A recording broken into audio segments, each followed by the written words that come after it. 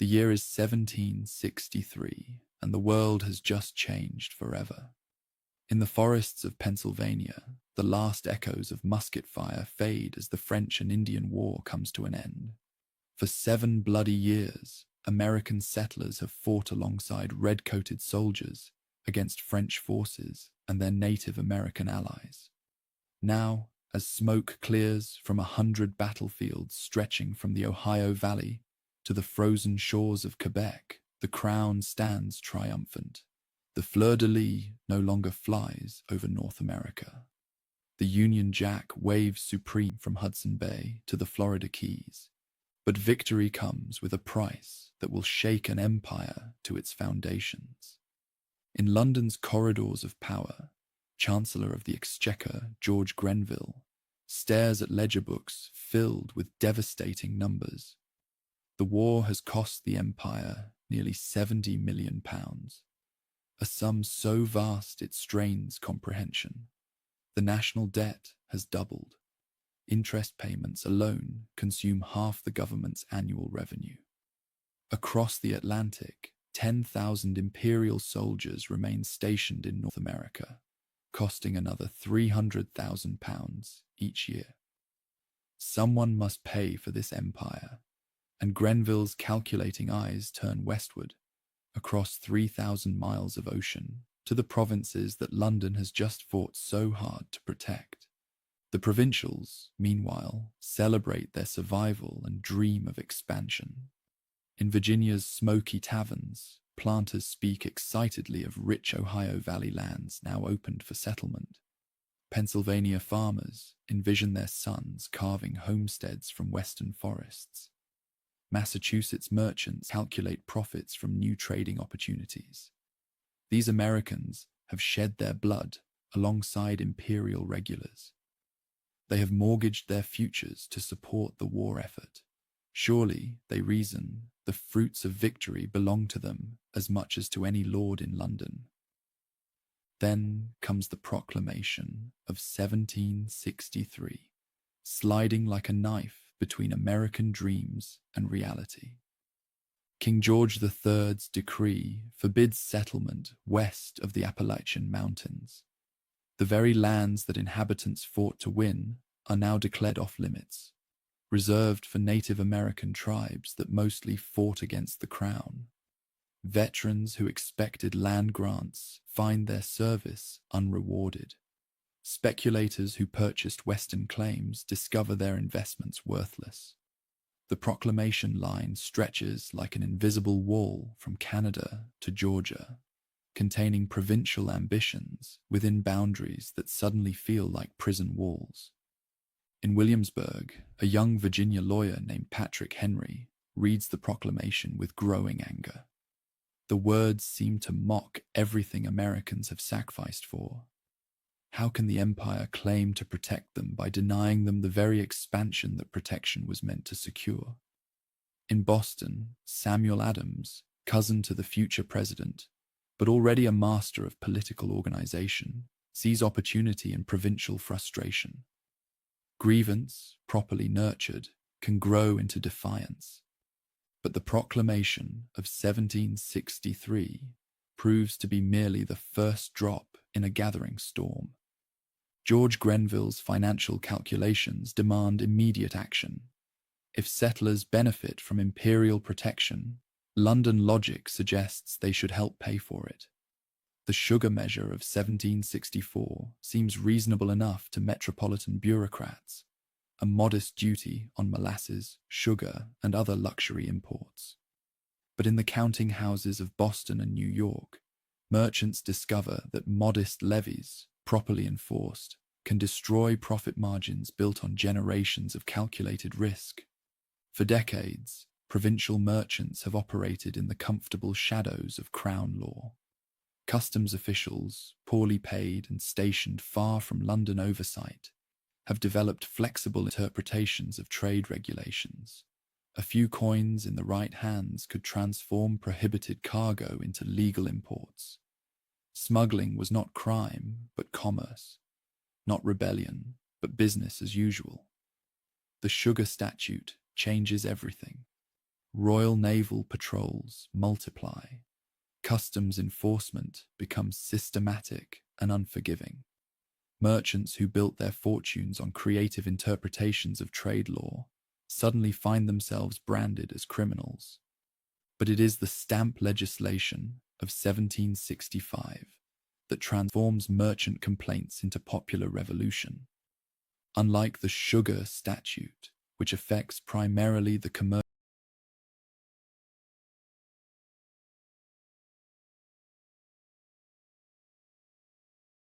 classes, the stamp decree touches every American life. Every newspaper must bear an official stamp. Every legal document requires government approval, purchased with imperial currency. Playing cards, dice, pamphlets, college diplomas, marriage licenses. Nothing escapes the stamp master's attention. For the first time, London levies reach directly into provincial pockets, demanding tribute for the simple act of living as crown subjects. The constitutional implications horrify American lawyers trained in English legal tradition. Since the Magna Carta of 1215, English rights have rested on a fundamental principle: no assessment without voice in Commons. Yet provincials elect no members to the House. They send no delegates to the Lords. How then can Westminster claim authority to levy on them?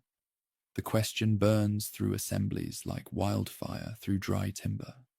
In London, Westminster offers a sophisticated response: the theory of virtual voice. Every member of Commons, imperial politicians argue, speaks not merely his local constituency, but the entire empire. Provincial interests are virtually voiced through members who consider the empire's broader good. Benjamin Franklin, serving as American agent in London, listens to these arguments with barely concealed contempt.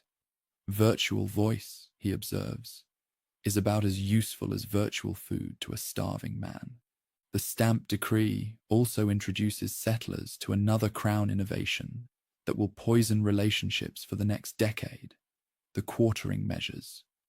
Imperial soldiers stationed in North America require housing, food, and supplies. Rather than burden the royal treasury, Commons simply mandates that provincial governments provide these necessities. Local authorities must furnish barracks, bedding, beer, rum, and everything else that soldiers need.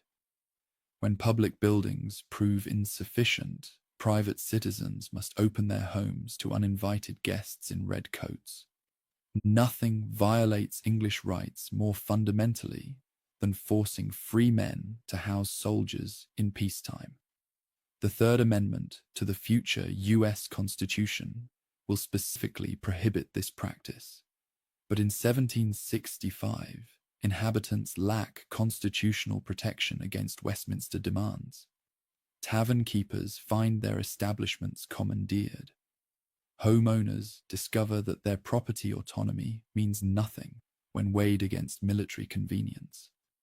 The quartering requirements transform every red-coated soldier into a symbol of provincial subjugation. Pushback begins in the shadows, but quickly moves into the light. In Boston, Samuel Adams organizes the Sons of Liberty, a name borrowed from a speech by Irish member of Commons Isaac Barre, who praised the Sons of Liberty in America. Adams understands that successful dissent requires both secrecy and publicity, both underground organization and public spectacle. The Sons of Liberty meet in private but act in public, coordinating protests that appear spontaneous while following carefully orchestrated plans. The network spreads rapidly through provincial ports. In New York, Sons of Liberty organize under Isaac Sears and Alexander McDougall. Philadelphia's radicals rally around Charles Thompson. Charleston's dissidents center on Christopher Gadsden, whose yellow flag, bearing a coiled rattlesnake and the words, "Don't tread on me," will become an enduring symbol of American defiance. Each city develops its own methods, but all share common goals: oppose imperial assessment and coordinate provincial protest. The Sons of Liberty perfect the art of political theatre. When stamp distributors accept their appointments, they find themselves confronting angry crowds that somehow materialize at exactly the right moments. Effigies hang from liberty trees in city centers, symbolic executions that promise real consequences for anyone who enforces crown law. Tar and feathers await customs officials who prove too diligent in their duties. The message spreads quickly. Collaboration with metropolitan authorities carries social and physical risks that far outweigh any financial rewards. But dissent requires more than street protests and intimidation. It demands legal justification and intellectual coherence. Provincial assemblies become laboratories for constitutional theory.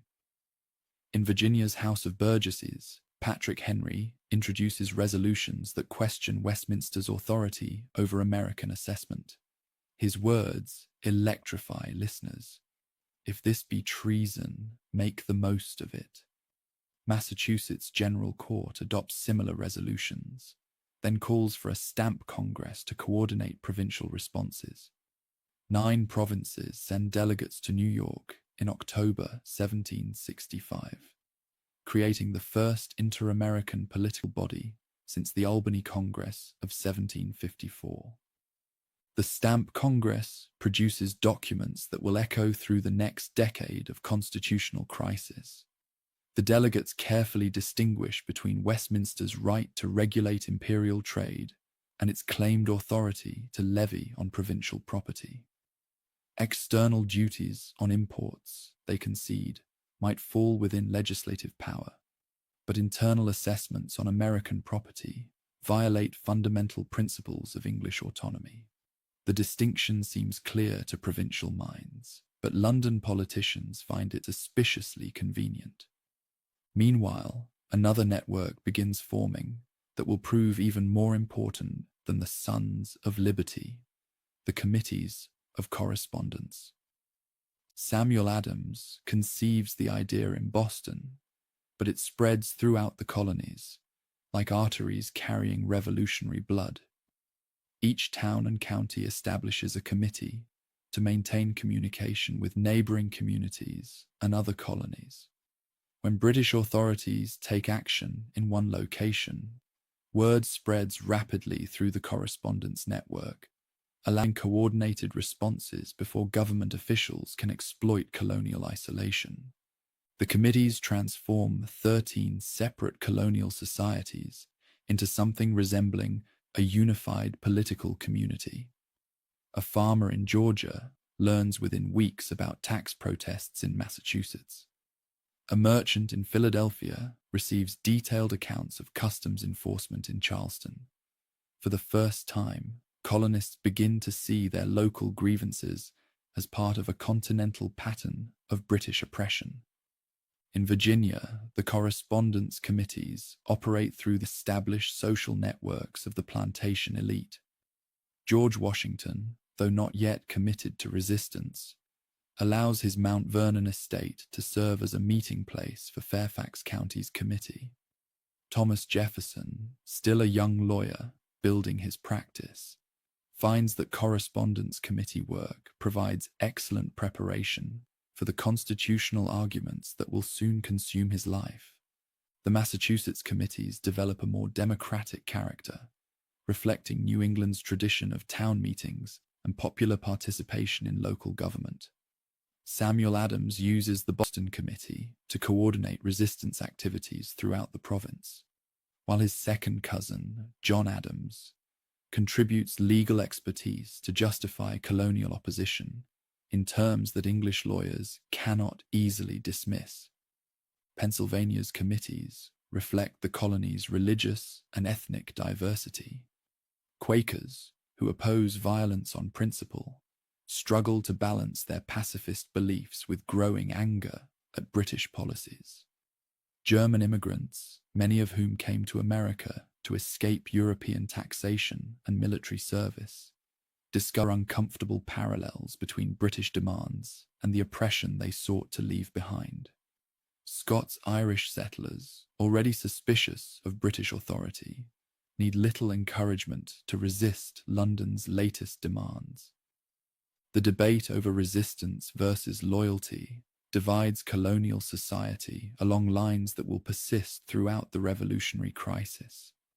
In every community, neighbours find themselves on opposite sides of arguments about parliamentary authority, colonial rights, and the proper relationship between subjects and sovereign.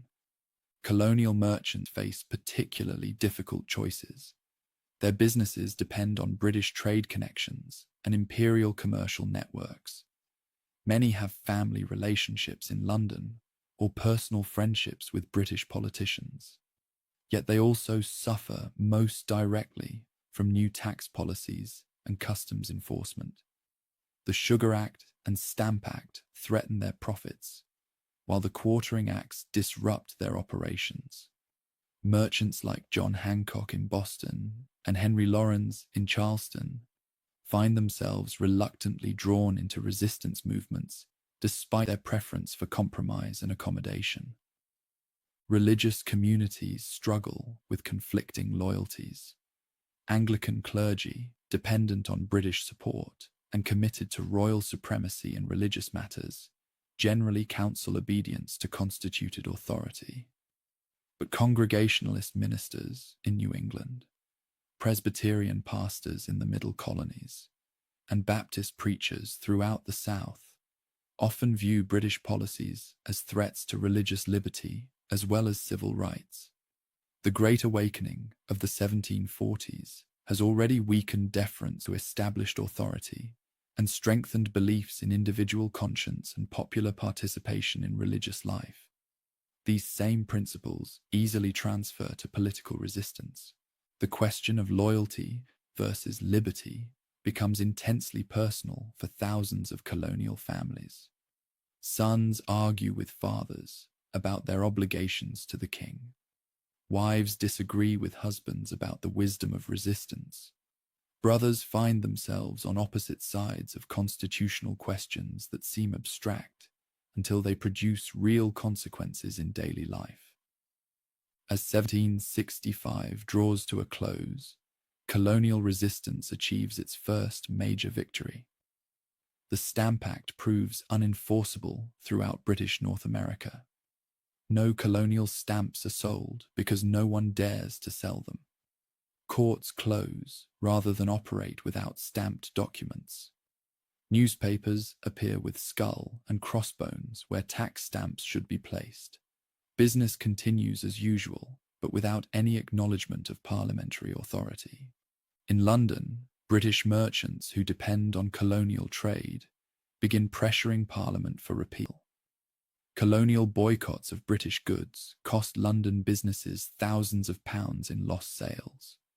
Ships return to English ports with holds full of unsold merchandise. Credit networks that finance transatlantic commerce threaten to collapse under the strain of colonial resistance. The Rockingham Ministry, already struggling with domestic political problems, cannot ignore commercial pressure from their most important supporters. In March 1766, Parliament repeals the Stamp Act to tremendous colonial celebration. Bells ring in Boston, cannons fire salutes in New York. Toasts are drunk in Philadelphia taverns to the health of good King George and the wisdom of Parliament. But the celebration proves premature. On the same day that Parliament repeals the Stamp Act, it passes the Declaratory Act, asserting Parliament's authority to legislate for the colonies in all cases whatsoever. The constitutional question that divides Britain and America remains unresolved. Parliament claims unlimited authority over colonial affairs. Colonists insist on the same rights as any English subjects. These positions cannot be reconciled through compromise or accommodation. The Declaratory Act receives little attention in the euphoria of Stamp Act repeal, but Samuel Adams and other colonial leaders read its implications clearly. Britain has retreated tactically, but not strategically. The repeal represents a victory for colonial resistance, but the Declaratory Act promises future conflicts over the same fundamental issues. Parliament retains its theoretical claims to unlimited authority, while colonists have demonstrated practical ability to resist unwelcome policies. The stage is set for even more serious confrontations. As ships carry news of the Stamp Act repeal across the Atlantic in the spring of 1766, few colonists imagine that they have just experienced the first chapter of a revolutionary crisis that will consume the next decade of their lives. The seeds of rebellion, planted in the frustrations of the proclamation of 1763 and nurtured by the constitutional crises of the Sugar and Stamp Acts, have taken root in American soil. The committees of correspondence provide communication networks for coordinated resistance. The Sons of Liberty offer organizational structures for popular protest. Colonial assemblies have developed constitutional arguments to justify opposition to parliamentary authority. Most importantly, 13 separate colonial societies have begun to discover their common interests and shared identity as Americans.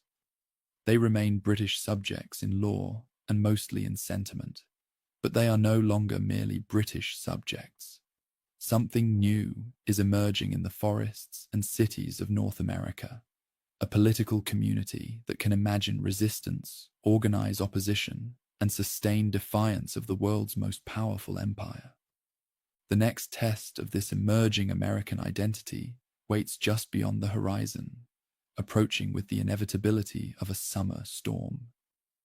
British politicians, convinced that colonial resistance reflects temporary passion rather than permanent principle, are already planning new policies to assert parliamentary authority and raise colonial revenue. Colonial leaders, emboldened by their success against the Stamp Act, are preparing for even more serious challenges to their claims of English liberty.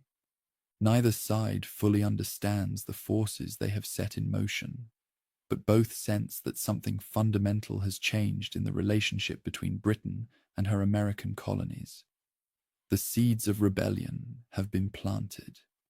Now they must grow or die, and the harvest will determine whether 13 separate colonies can become something unprecedented in human history. A free and independent nation, born from the assertion that all men are created equal and endowed by their Creator, with unalienable rights to life, liberty, and the pursuit of happiness. The quiet tension of these early years masks the approaching storm, but those with eyes to see can already detect the signs of revolutionary weather gathering on the horizon. The fuse has been lit. The question now is not whether it will burn, but when it will reach the powder keg of colonial resistance and British determination. That moment is coming sooner than anyone imagines, and when it arrives, it will illuminate a world transformed by the radical idea that government derives its just powers from the consent of the governed. The fuse is lit. How long it smolders before reaching the powder keg depends on choices yet to be made. Euphoria of victory fades quickly in the harsh light of London politics. While patriots celebrate the repeal of the Stamp Statute, Chancellor Charles Townshend already plots the next move in Westminster's constitutional chess game. His declaratory measure of 1766 has established the principle. Now he seeks to test mainland commitment to their constitutional theories. If settlers distinguish between internal assessments and external tariffs, he reasons, then let them face charges that touch their daily lives in ways they cannot ignore. Townshend's legislation of 1767 targets the building blocks of civilization itself: glass for windows, paint for protection against weather, paper for communication, lead for construction, and the leaf for comfort. All now bear metropolitan excises that transform necessities into symbols of London control. Unlike the Stamp Decree, which locals could simply refuse to purchase, These new fiscal burdens attach themselves to items that no household can do without. A settler family may choose to avoid legal documents requiring stamps, but they cannot survive without windows, walls, and writing materials. These charges seem modest enough, mere pennies on each pound of goods, but their cumulative effect reaches into every mainlander home. A merchant glazing his shop windows pays the ministry for the privilege. A housewife purchasing the infusion for her family's comfort finances red-coated administration. A lawyer buying paper for his briefs contributes to the salaries of customs officials who will scrutinize his every transaction. These measures transform ordinary commerce into unwilling collaboration, with policies that locals find constitutionally odious. More insidiously, the Chancellor designates revenue from these tariffs to pay the salaries of governors and judges throughout the mainland. For generations, assemblies have controlled executive and judicial compensation through their power over appropriations. A governor who defies his legislature risks financial ruin. A judge who interprets law in ways that offend settler sentiment may find his salary suspended. Control over purse strings has been the province's most effective check on arbitrary authority. His scheme destroys this balance at a stroke. Metropolitan officials paid from London revenue need no longer court local favour or respect regional opinion. They become accountable only to Westminster, transforming the delicate constitutional equilibrium that has allowed mainland self-governance to flourish within the empire. Governors can now ignore assembly wishes. Judges can enforce unpopular statutes without fear of financial retaliation. Settlers discover that their practical autonomy depends on constitutional arrangements that London lawmakers can alter with a simple vote. Response comes swiftly but selectively. The port city's merchants organized the first systematic economic warfare against affected goods, appealing to patriot pride as well as constitutional principle. Why purchase metropolitan manufactures when local artisans can supply regional needs? Non-importation transforms economic necessity into patriotic virtue, giving households throughout the continent a way to participate in constitutional struggle without attending rallies or joining organizations. Economic warfare spreads through networks already established during the stamp crisis. Committees of correspondence carry news of Massachusetts' capital actions to ports throughout the continent. New York merchants, initially reluctant to sacrifice profitable trade relationships, gradually join the movement as customer pressure mounts. Philadelphia's Quaker traders, torn between pacifist principles and commercial interests, develop creative compromises that allow participation without violence. Charleston's rice planters, less dependent on imported goods than northern neighbors, nevertheless embrace economic warfare as a gesture of intercolonial solidarity. Women emerge as crucial participants in this commercial struggle. Household purchasing decisions, traditionally female responsibilities, become political statements with continental implications. Daughters of Liberty organize spinning circles that transform cloth production into patriotic spectacle. Ladies who once prided themselves on fashionable London imports now compete to wear the plainest homespun garments. Previously centers of feminine social life, drawing rooms stand transformed as hostesses serve local herbs rather than the imported leaf. Domestic transformations ripple through settler society in unexpected ways.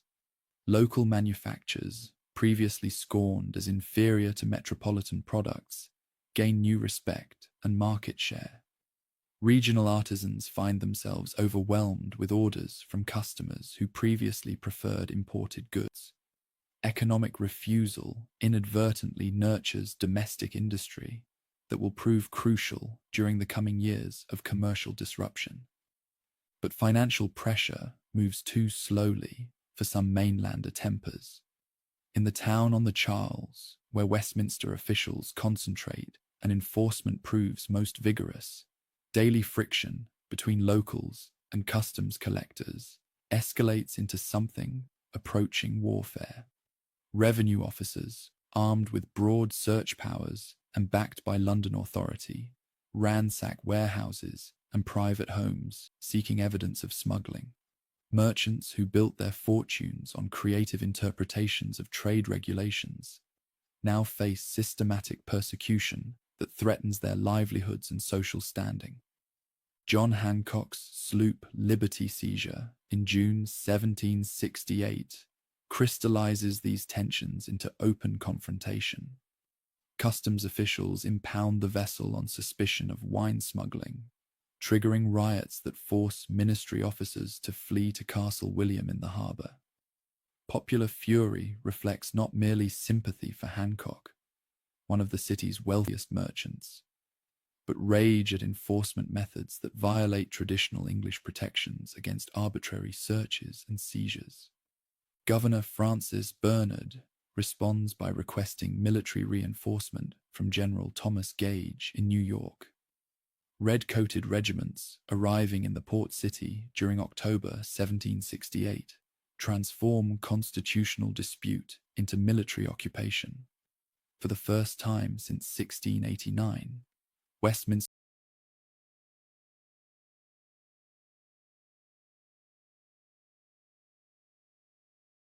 troops patrol the streets of a major mainland city, not to repel foreign invasion, but to suppress domestic dissent. Soldiers drilling on the common, while citizens go about their daily business, creates an atmosphere of perpetual crisis that poisons relationships between locals and London authorities. Military presence proves counterproductive from the moment the first regiment disembarks. Soldiers competing for scarce jobs undercut local wages and anger working men already struggling with economic disruption. Off-duty troops drinking in taverns clash with customers who view them as symbols of oppression. Religious tensions surface as Catholic Irish soldiers attend Mass in a city where Protestant traditions run deep. Every interaction between military and civilian populations carries potential for escalation that could transform constitutional crisis into violent rebellion. Samuel Adams understands that martyrdom serves political purposes better than mere argument. Through his committees of correspondence and newspaper essays signed with classical pseudonyms, he systematically documents every instance of military misconduct, every example of arbitrary enforcement, every violation of traditional English protections. His goal is not simply to chronicle grievances, but to create a narrative of systematic oppression that will justify extraordinary measures of self-defense.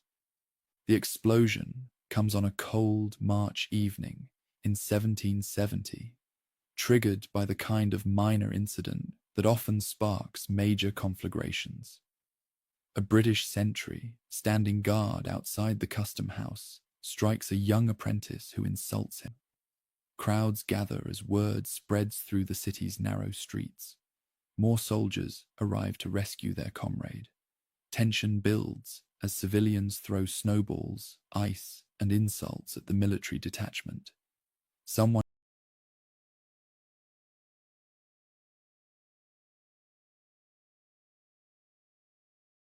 shouts, "Fire!" Whether soldier or civilian, no one knows, and muskets discharge into the crowd. 5 Americans fall in King Street that night. Crispus Attucks, a man of African and Native American ancestry who worked the docks. Samuel Gray, a rope maker caught up in the crowd. James Caldwell, a sailor visiting the city. Samuel Maverick, a 17-year-old apprentice. And Patrick Carr, an Irish immigrant who dies 9 days later from his wounds. Their deaths transform a street confrontation into what Samuel Adams immediately labels the Boston Massacre, a term that will echo through American memory long after the constitutional issues that caused it are forgotten. The aftermath proves as significant as the event itself. Captain Thomas Preston and his 8 soldiers faced trial for murder in a Boston court, defended by John Adams despite his cousin Samuel's role in organizing the prosecution. The younger Adams believes that fair trials demonstrate American commitment to legal process even in moments of passion. His successful defense of most defendants, 2 soldiers receive reduced sentences for manslaughter, establishes a crucial precedent. Americans can separate their hatred of imperial policies from their respect for English legal traditions. But Samuel Adams ensures that the political lessons of King Street spread far beyond Boston's courts. His account of the massacre, illustrated with Paul Revere's inflammatory engraving, circulates throughout the continent within weeks. The image shows disciplined soldiers firing into helpless civilians at an officer's command, a version of events the trial testimony will largely contradict, but which serves Adams's propaganda purposes perfectly. 5 deaths become symbols of imperial tyranny that will inspire resistance for the next decade. The Townshend crisis gradually subsides as both sides step back from the brink of wider conflict. London lawmakers, shaken by American economic pressure and domestic political changes, repeal most of the offensive duties in April 1770. Only the levy on tea remains, preserved as a symbol of Westminster's constitutional authority, while eliminating the commercial disruption that threatened imperial trade relationships. Many Americans view this partial repeal as victory enough, similar to their triumph over the stamp statute 4 years earlier. But Samuel Adams and other radical organizers understand that the fundamental constitutional issues remain unresolved. The tea duty, however small, still represents the principle of assessment without voice that Americans find constitutionally intolerable. More importantly, the Townshend crisis has demonstrated that partial victories can dissolve popular enthusiasm for resistance, just when sustained pressure might achieve complete success. The next confrontation must be different, more focused, more dramatic, and more difficult for moderate Americans to ignore or compromise away. The opportunity emerges from an unexpected source: imperial bureaucrats trying to solve administrative problems rather than constitutional crises. The East India Company, crown jewel of London's commercial empire, teeters on the edge of bankruptcy by 1773. Years of mismanagement in India, costly territorial acquisitions, and competition from private merchants have left the company with massive debts and £17 million of unsold tea rotting in London warehouses.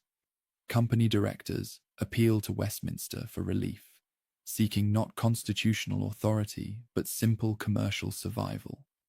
Lord North's ministry crafts an elegant solution that inadvertently creates the most serious imperial crisis since the stamp controversy.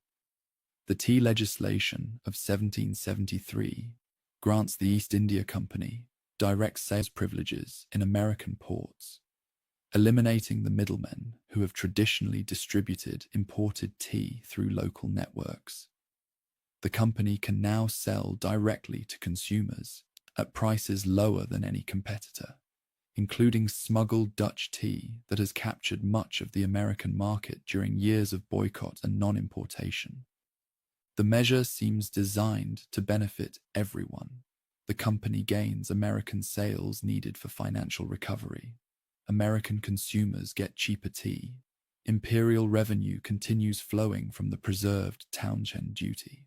The legislation destroys the livelihood of every merchant who has built his business on tea importation and distribution. From Boston to Charleston, established traders discover that their customers can purchase superior product at lower prices directly from company agents who answer only to London directors. The commercial threat unites groups that have been divided on constitutional questions.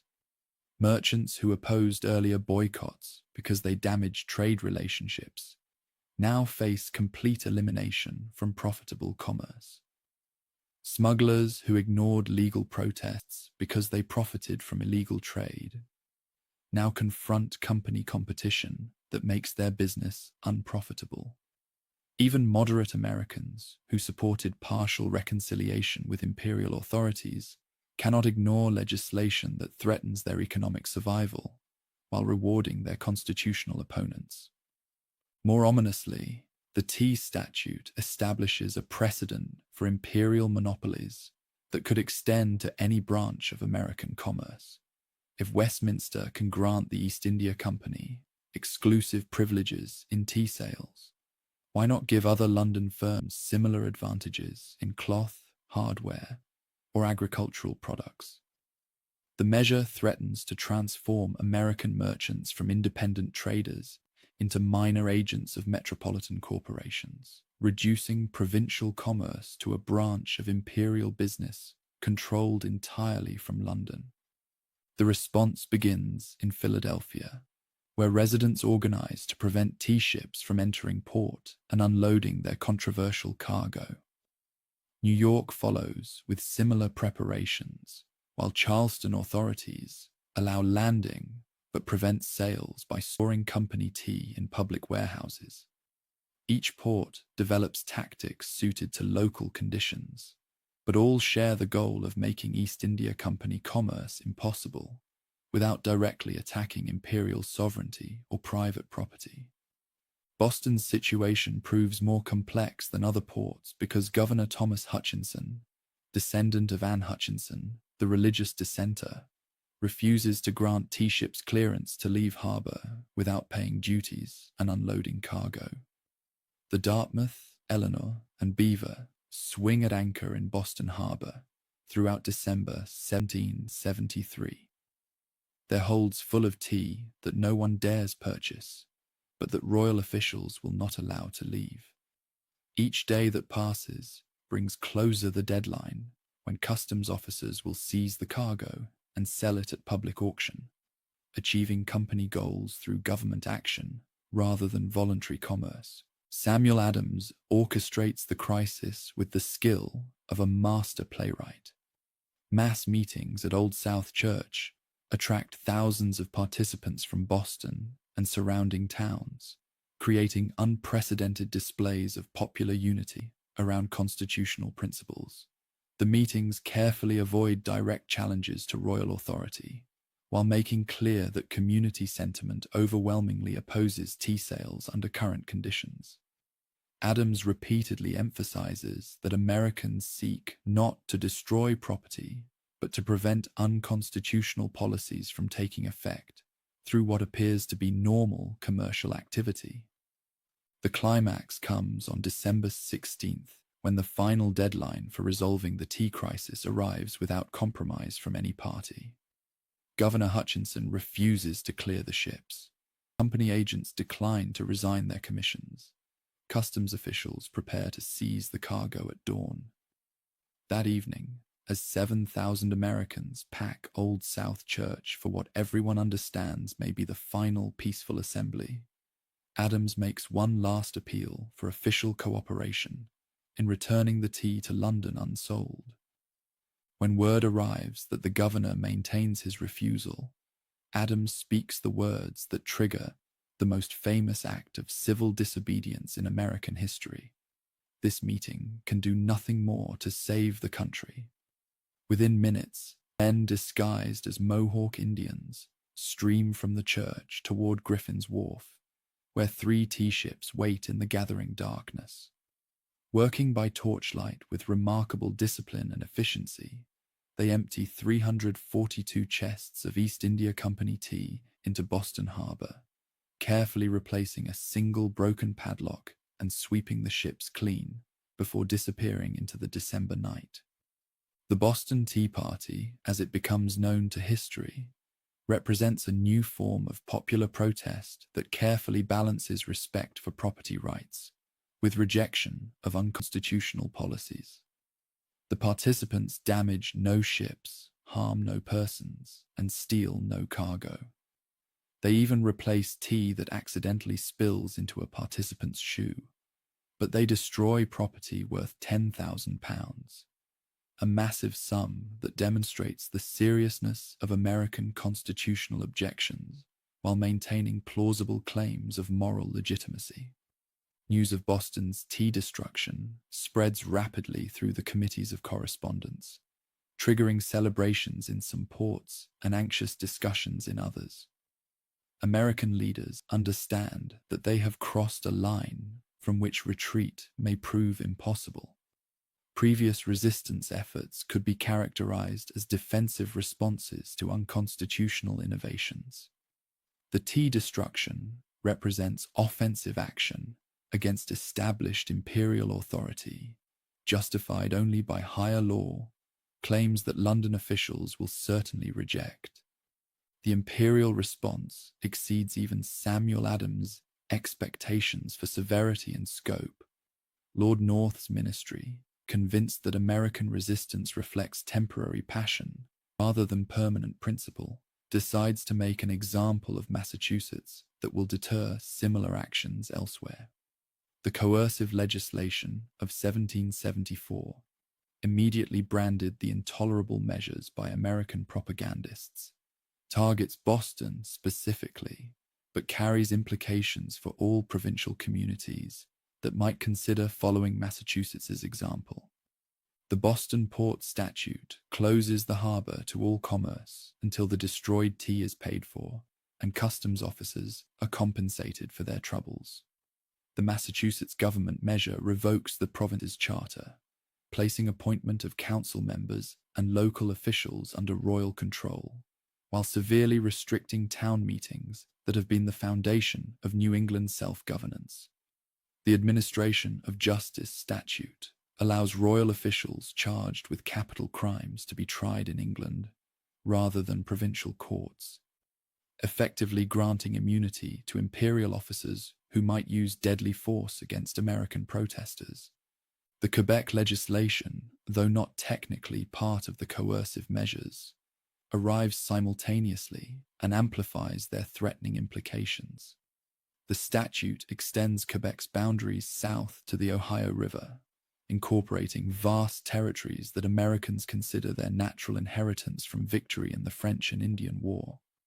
More alarmingly, it establishes French civil law and Roman Catholic religious privileges throughout this expanded Quebec, terrifying Protestant Americans who view Catholicism as inherently hostile to English liberties and representative government. The coercive measures achieve the opposite of their intended effect. Instead of isolating Massachusetts as an example of the costs of resistance, they unite previously divided Americans around the principle that imperial authority directed against one province threatens the rights of all. If Westminster can revoke Massachusetts's charter, why not Pennsylvania's or Virginia's? If royal officials can escape local justice by fleeing to England, what protection do any Americans have against arbitrary authority? The measures transform a local dispute over tea sales into a continental crisis over the fundamental nature of imperial governance. The response emerges through the same networks that have coordinated resistance since the stamp crisis, but with new urgency and broader participation. The First Continental Congress convenes in Philadelphia during September 1774, bringing together delegates from 12 provinces. Georgia abstains, unwilling to jeopardize imperial support for its conflicts with Native American tribes. For 7 weeks, 56 of America's most experienced political leaders debate questions that will determine whether constitutional disagreements can be resolved within existing imperial structures, or require fundamental changes in the relationship between Britain and her American provinces. The Congress carefully balances radical demands for immediate resistance with moderate hopes for eventual reconciliation. The Continental Association establishes comprehensive non-importation, non-exportation, and non-consumption agreements that will pressure London through economic warfare while avoiding direct challenges to imperial sovereignty. Local committees throughout the continent will enforce these agreements, creating shadow governments that exercise authority parallel to but separate from royal administration. More significantly, the Congress asserts American rights in language that moves beyond specific grievances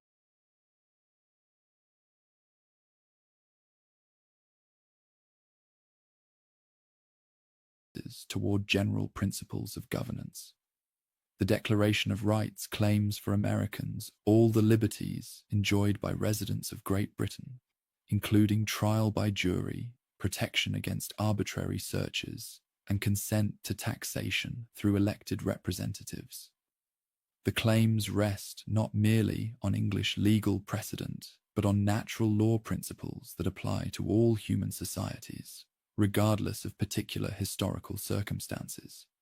The Continental Association proves remarkably effective in mobilizing popular support for resistance while maintaining the appearance of peaceful protest. Local committees spring up in hundreds of communities, creating networks of political participation that extend far beyond traditional leadership groups.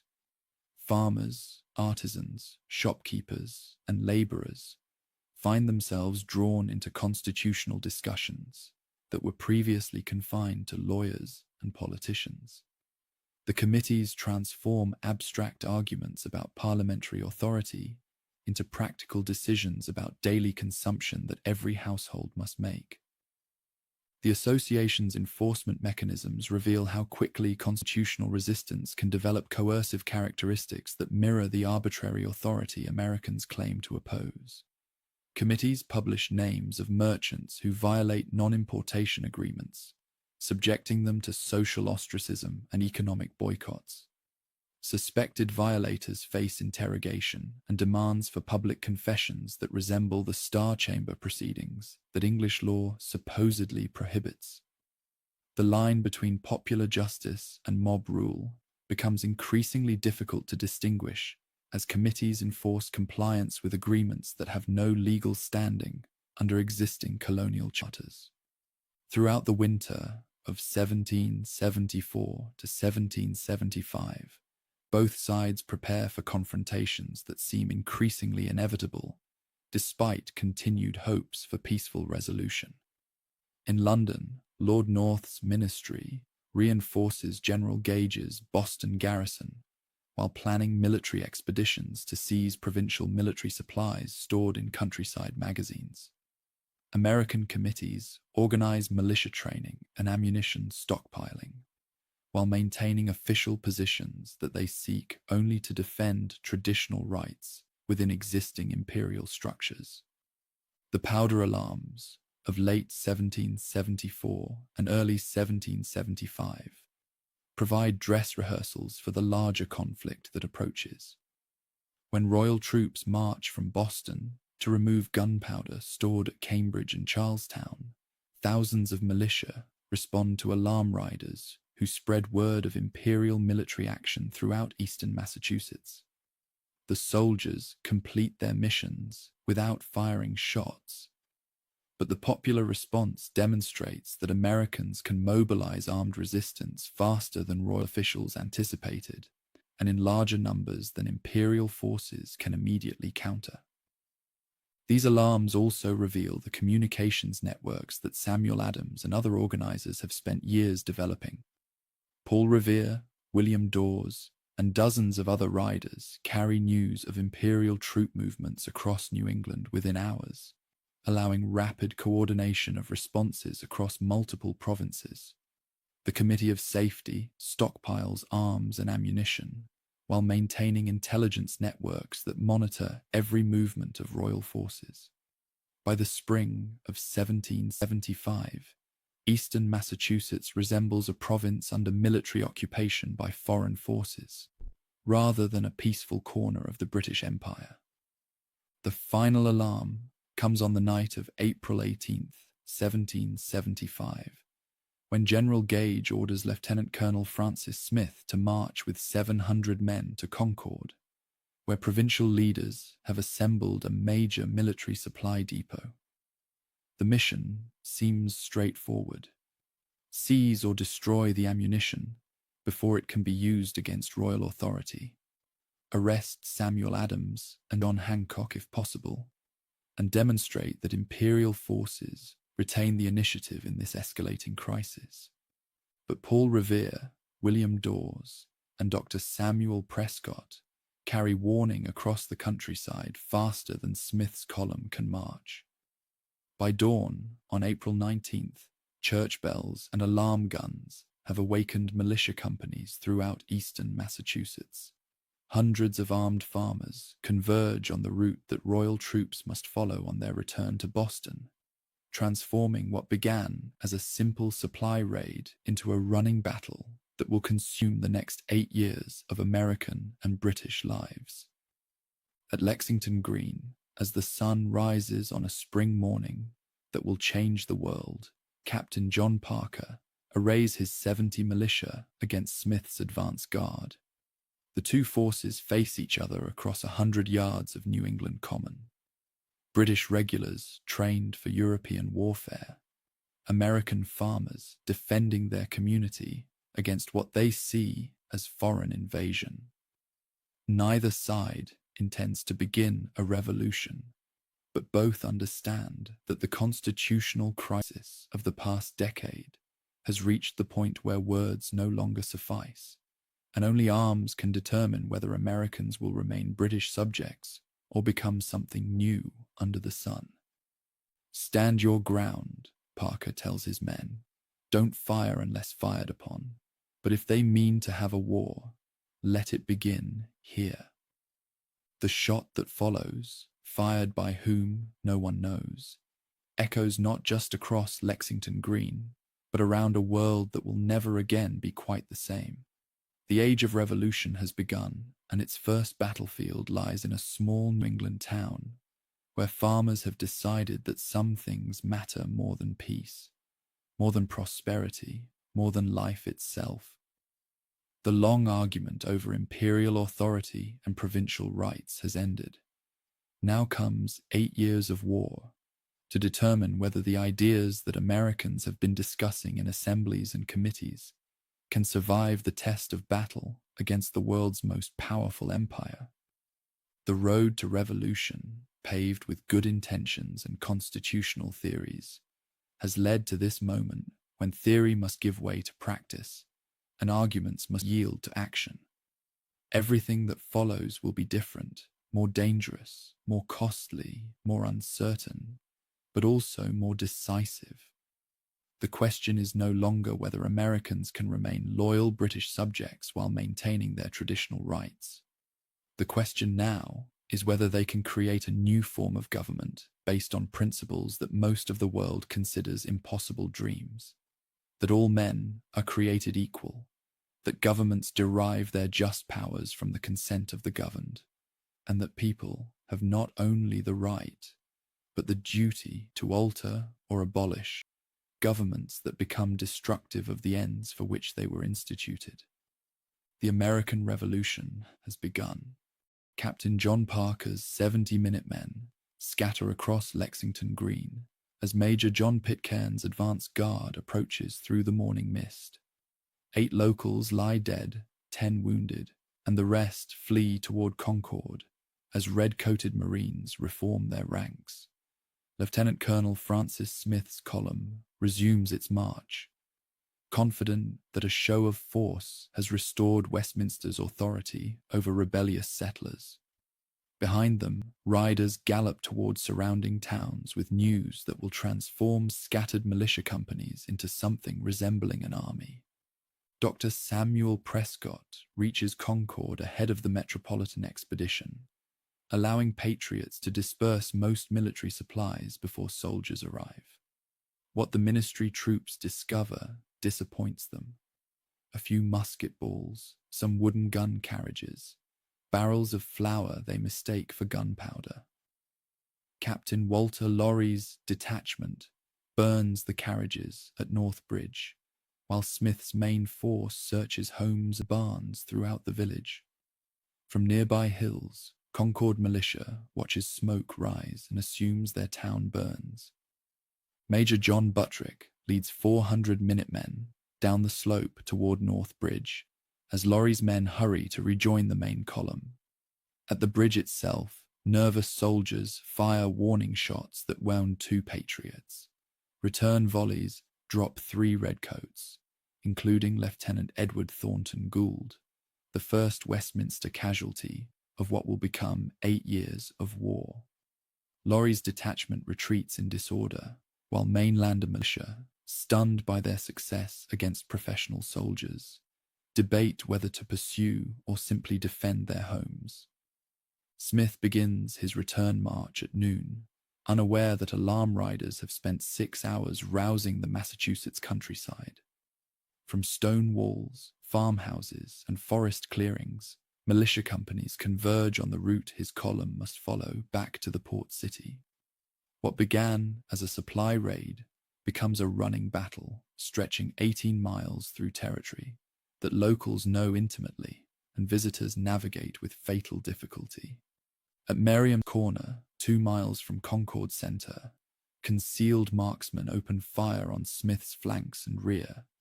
Soldiers trained for European battlefields struggle against an enemy that refuses formal combat while punishing every attempt at organized retreat.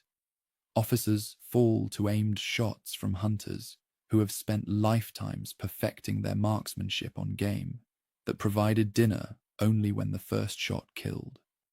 Red-coated ranks thin steadily as the column stumbles towards safety that seems infinitely distant. Lord Hugh Percy's relief force from the port city finds Smith's survivors near Lexington, bloodied and demoralized by 7 hours of warfare, unlike anything their training had prepared them for. Percy's artillery scatters Patriot militia long enough for the combined forces to reorganize, but the retreat continues under constant harassment from an enemy that materializes from nowhere, strikes with deadly precision, then vanishes before retaliation becomes possible. By evening, when the last red-coated stragglers reach Charlestown Ferry, Westminster forces have suffered 300 casualties against fewer than 100 Patriot losses. More importantly, word of the day's events spreads through committee networks faster than official dispatches reach London. Within weeks, every mainland settlement knows that Massachusetts farmers have stood against the Empire's professional army and lived to tell the story. If New England's shepherds and shopkeepers can bloodied veteran soldiers, perhaps other regions can defend their liberties as well. News of Lexington and Concord transforms constitutional crisis into military emergency throughout the 13 provinces. In Philadelphia, Second Continental Congress delegates hurrying toward their scheduled May Assembly find themselves responsible for coordinating something approaching a war before they have legal authority to govern anything at all. Virginia's House of Burgesses votes to raise militia regiments while debating whether armed defiance constitutes rebellion or legitimate self-defense under English law. Connecticut patriots, led by Benedict Arnold and Ethan Allen, seize Fort Ticonderoga on Lake Champlain before London officials even learn of the fighting in Massachusetts. Their dawn assault on May 10th captures the fortress without casualties, securing badly needed artillery while demonstrating that coordinated action between neighboring provinces remains possible despite the absence of formal military alliance.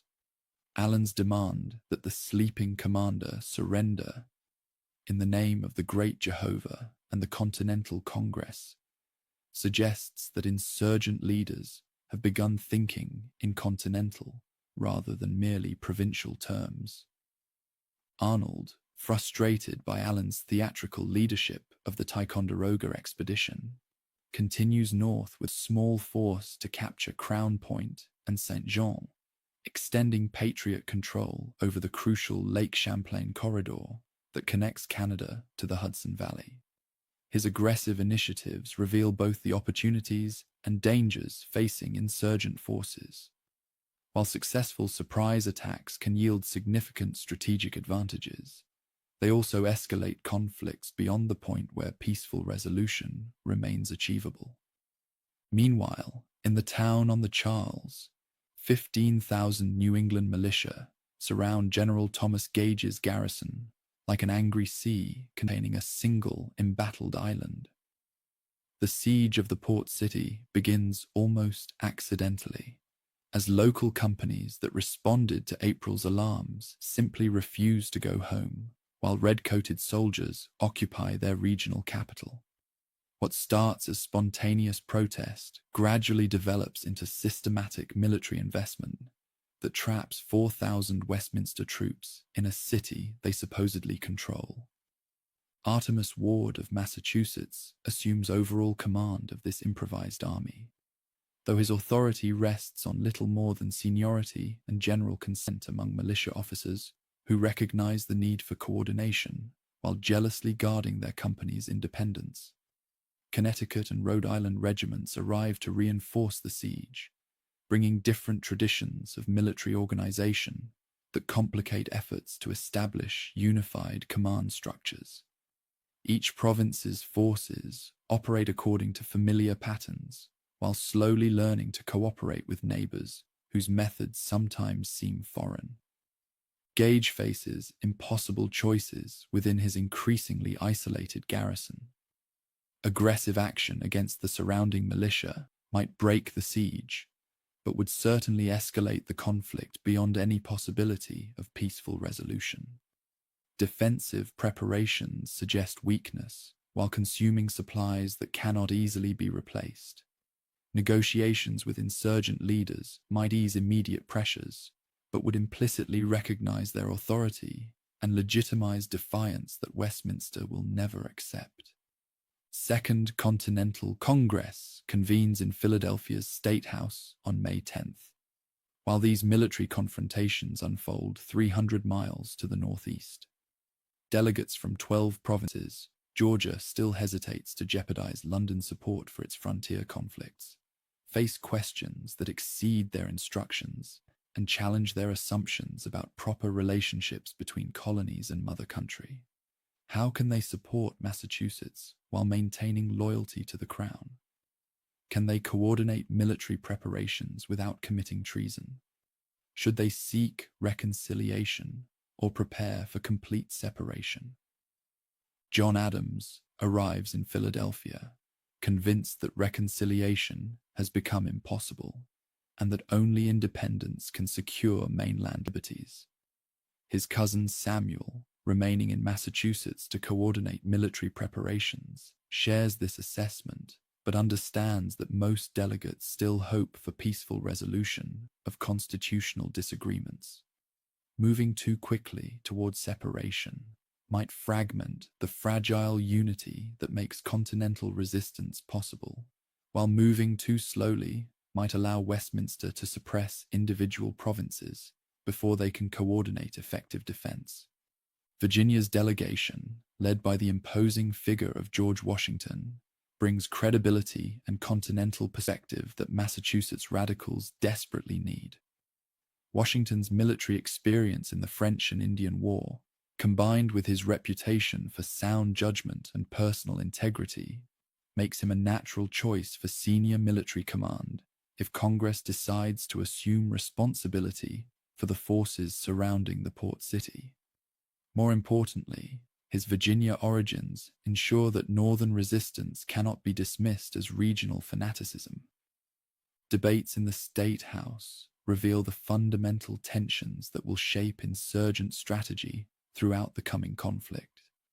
Moderate delegates from Pennsylvania and New York seek policies that will pressure Westminster toward accommodation, while avoiding actions that might provoke irreversible escalation.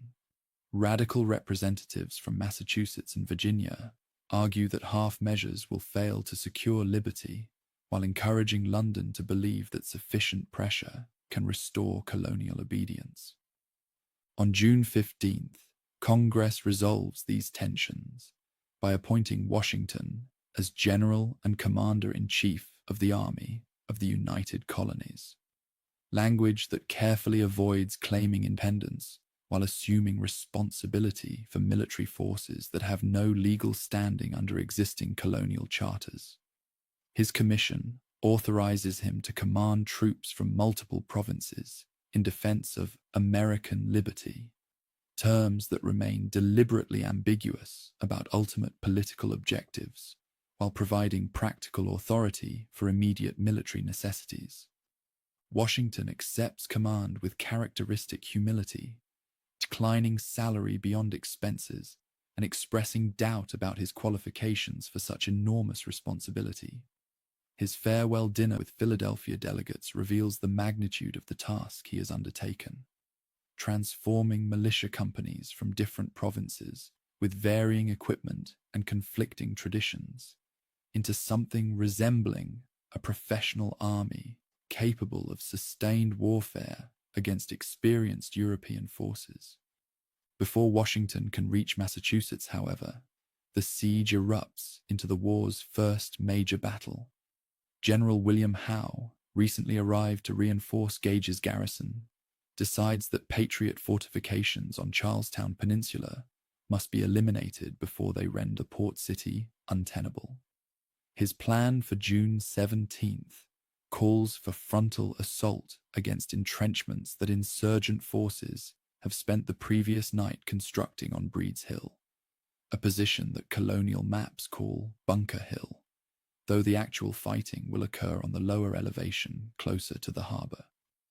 Colonel William Prescott commands roughly 1,500 Patriot defenders, mostly Massachusetts farmers and artisans who have never faced professional soldiers in formal battle.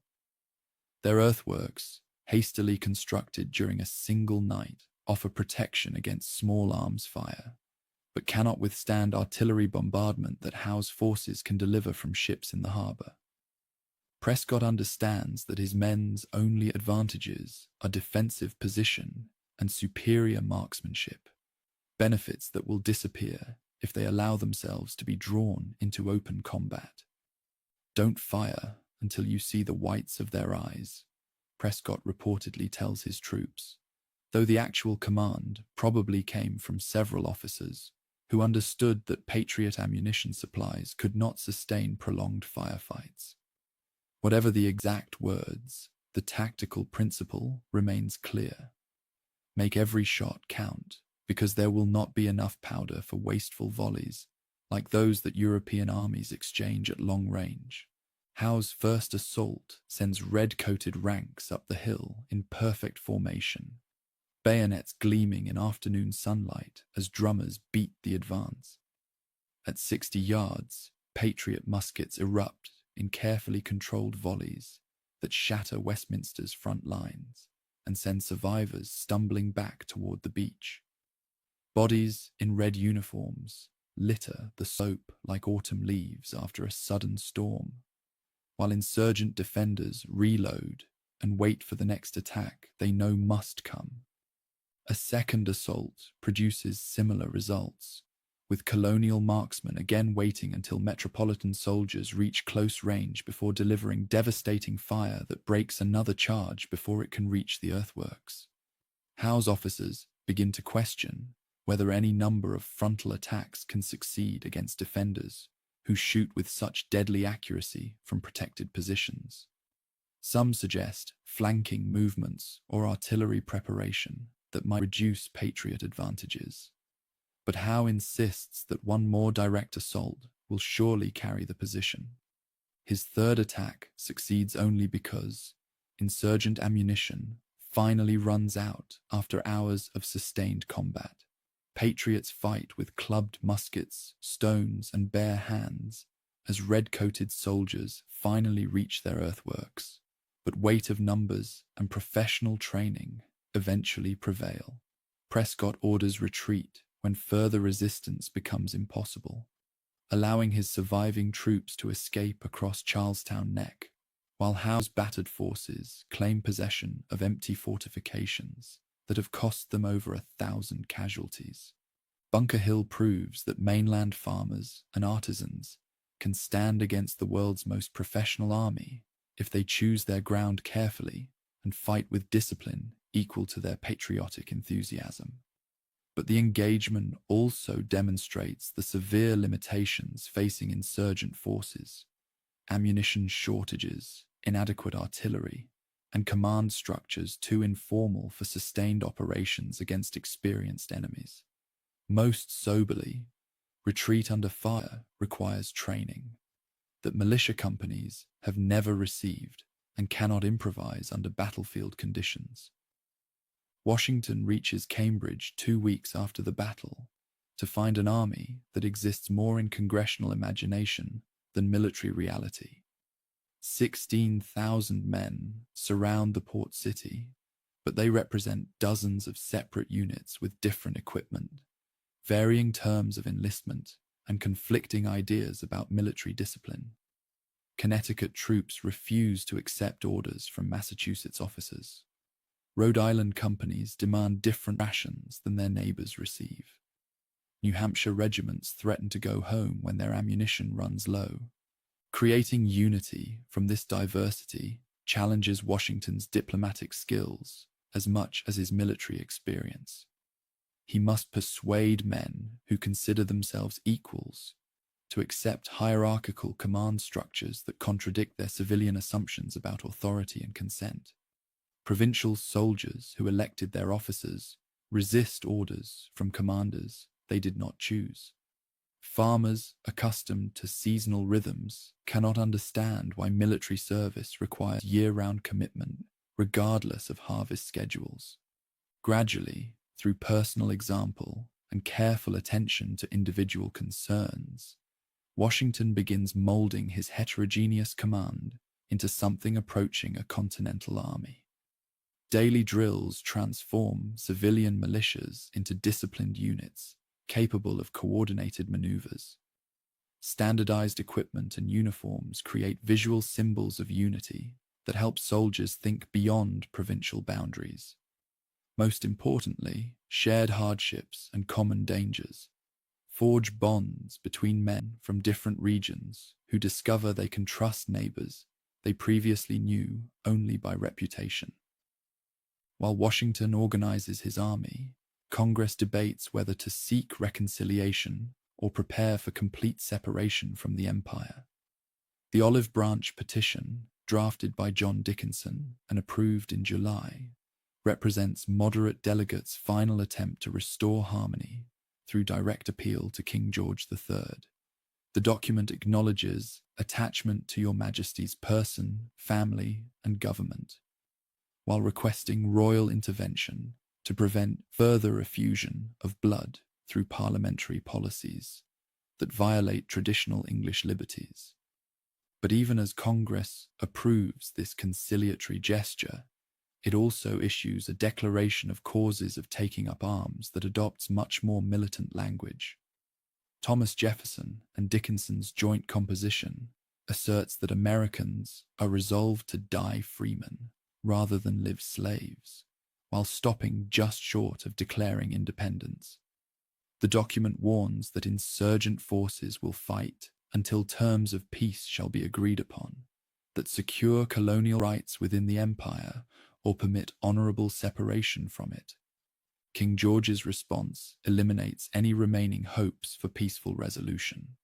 The Proclamation of Rebellion, issued in August, declares the provinces in open and avowed rebellion, and authorizes military force to restore imperial authority. More ominously, the ministry begins recruiting German mercenaries to reinforce Westminster troops already in America, suggesting that London views this conflict as a foreign war rather than a domestic dispute requiring careful political management. News of Hessian recruitment reaches the mainland by autumn, hardening attitudes among moderates who previously supported reconciliation efforts. If the crown treats loyal subjects like foreign enemies, why should those subjects maintain loyalty to a sovereign who denies their legitimate claims? German soldiers fighting in America will serve foreign interests rather than defending English liberties, making this struggle between competing visions of constitutional government rather than merely between authority and resistance. Congressional response comes through Thomas Paine's pamphlet, Common Sense, published in January 1776, with the implicit blessing of radical delegates who understand that popular opinion must be prepared for the independence they increasingly view as inevitable. Paine's plain language reaches audiences beyond the educated elites who have dominated political discourse, explaining complex constitutional arguments in terms that farmers, artisans, and laborers can easily understand. Society in every state is a blessing, but government, even in its best state, is but a necessary evil, Paine writes, attacking not merely particular policies, but the entire principle of hereditary monarchy that places fallible human beings in positions of unlimited authority over their fellow creatures. His argument proceeds from philosophical first principles to practical considerations, demonstrating why American independence serves both justice and expediency, while reconciliation benefits neither the mainland nor the mother country. Common Sense sells 120,000 copies within 3 months of publication, reaching readers in every province and social class. Paine donates his profits to support continental military preparations, making his pamphlet a contribution to the cause as well as an argument for it. More importantly, his essay transforms the language of political debate from constitutional technicalities about parliamentary authority to fundamental questions about human nature, social organization, and the proper basis for governmental legitimacy. By spring 1776, military events have outpaced political discussions that once seemed urgent but now appear increasingly irrelevant. Washington's army has forced Westminster troops to evacuate the port city, demonstrating that continental forces can achieve strategic objectives despite their obvious limitations. The failed invasion of Canada has shown that patriot ambitions extend beyond mere defensive measures to include offensive operations aimed at securing territorial advantages.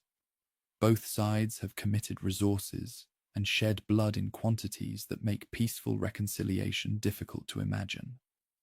Richard Henry Lee's resolution, introduced in Congress on June 7th, finally addresses the fundamental question that delegates have been circling for over a year: that these united colonies are, and of right ought to be, free and independent states, that they are absolved from all allegiance to the British Crown, and that all political connection between them and the state of Great Britain is, and ought to be, totally dissolved.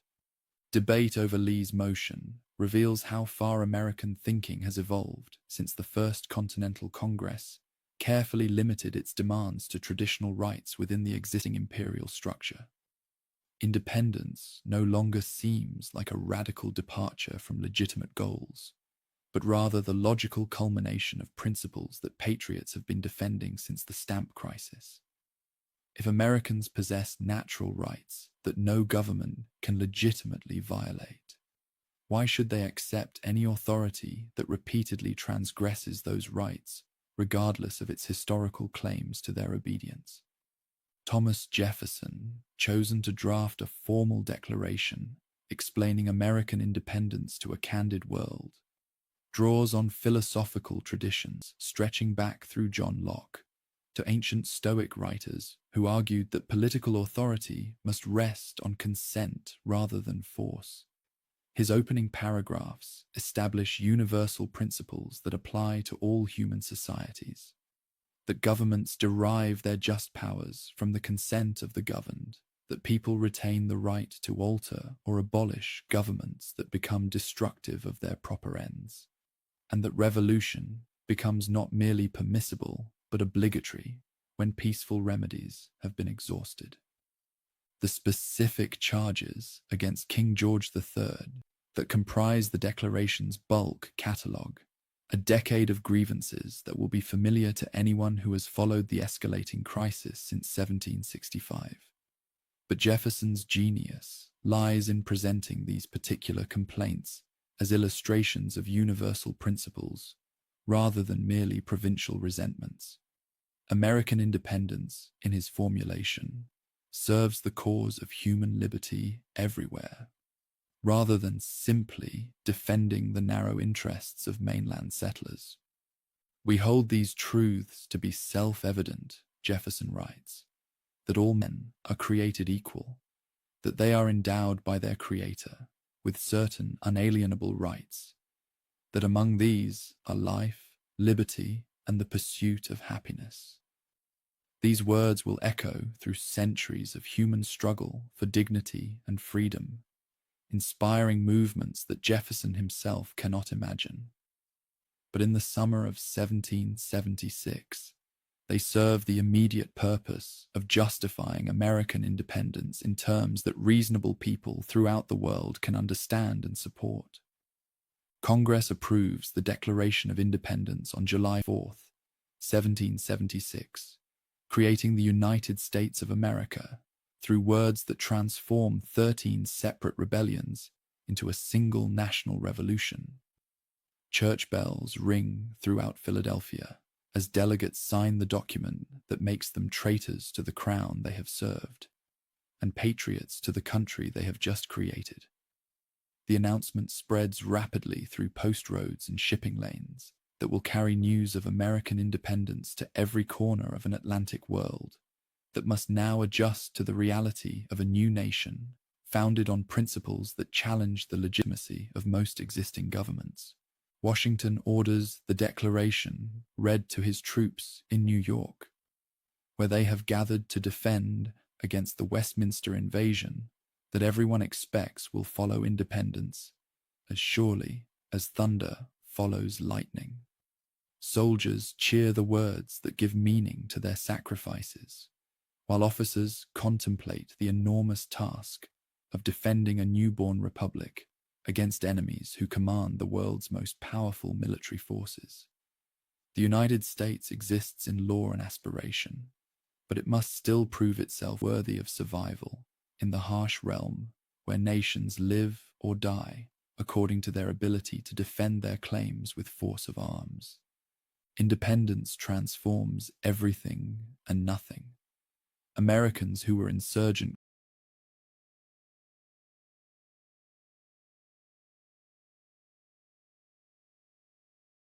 colonists yesterday become patriot citizens today, but they still face the same strategic challenges and military limitations that made victory seem unlikely under any name.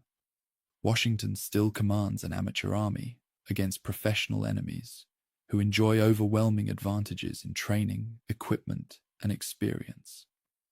Congress still lacks reliable sources of revenue to finance the prolonged struggle that independence will require.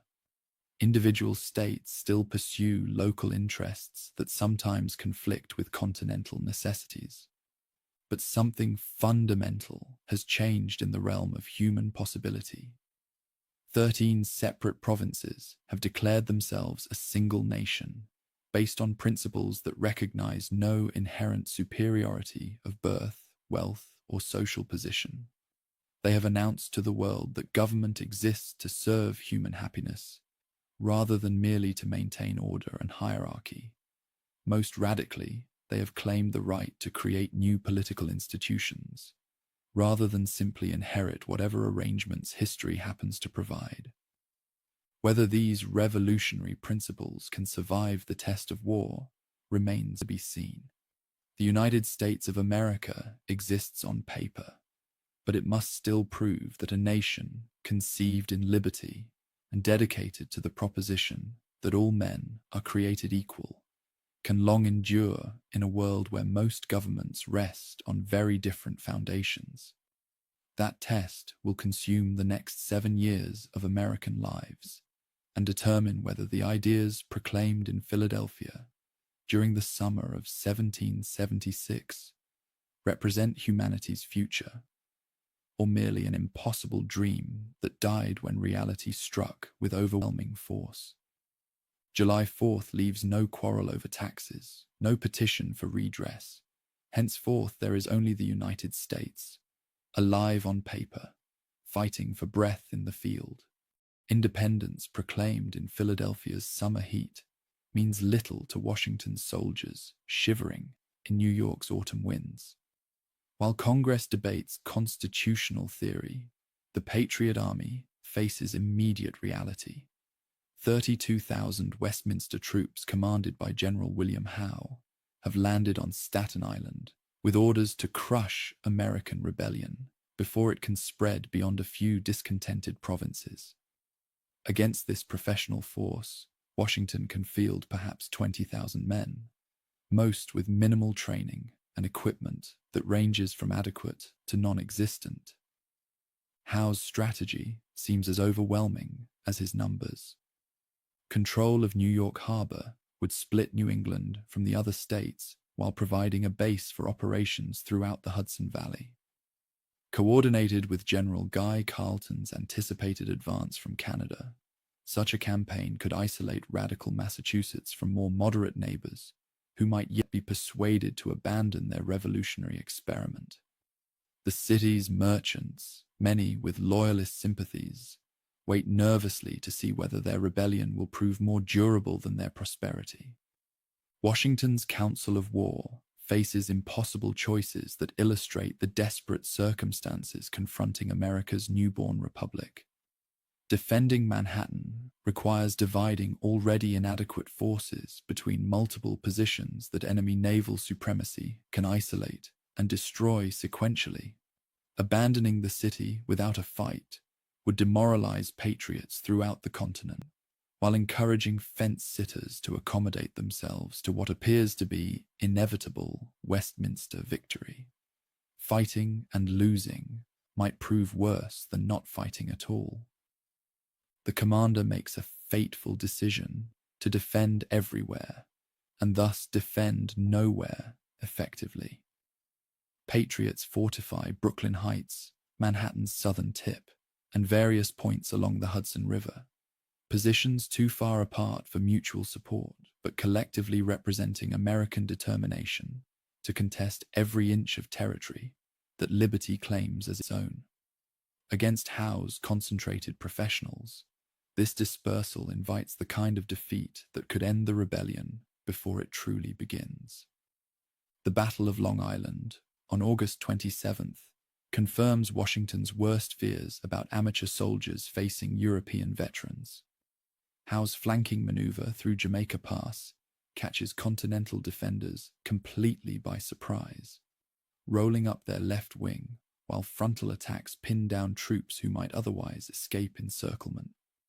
General John Sullivan's and Lord Stirling's men fight courageously but uselessly against overwhelming numbers positioned to exploit every tactical mistake that inexperience produces under combat stress.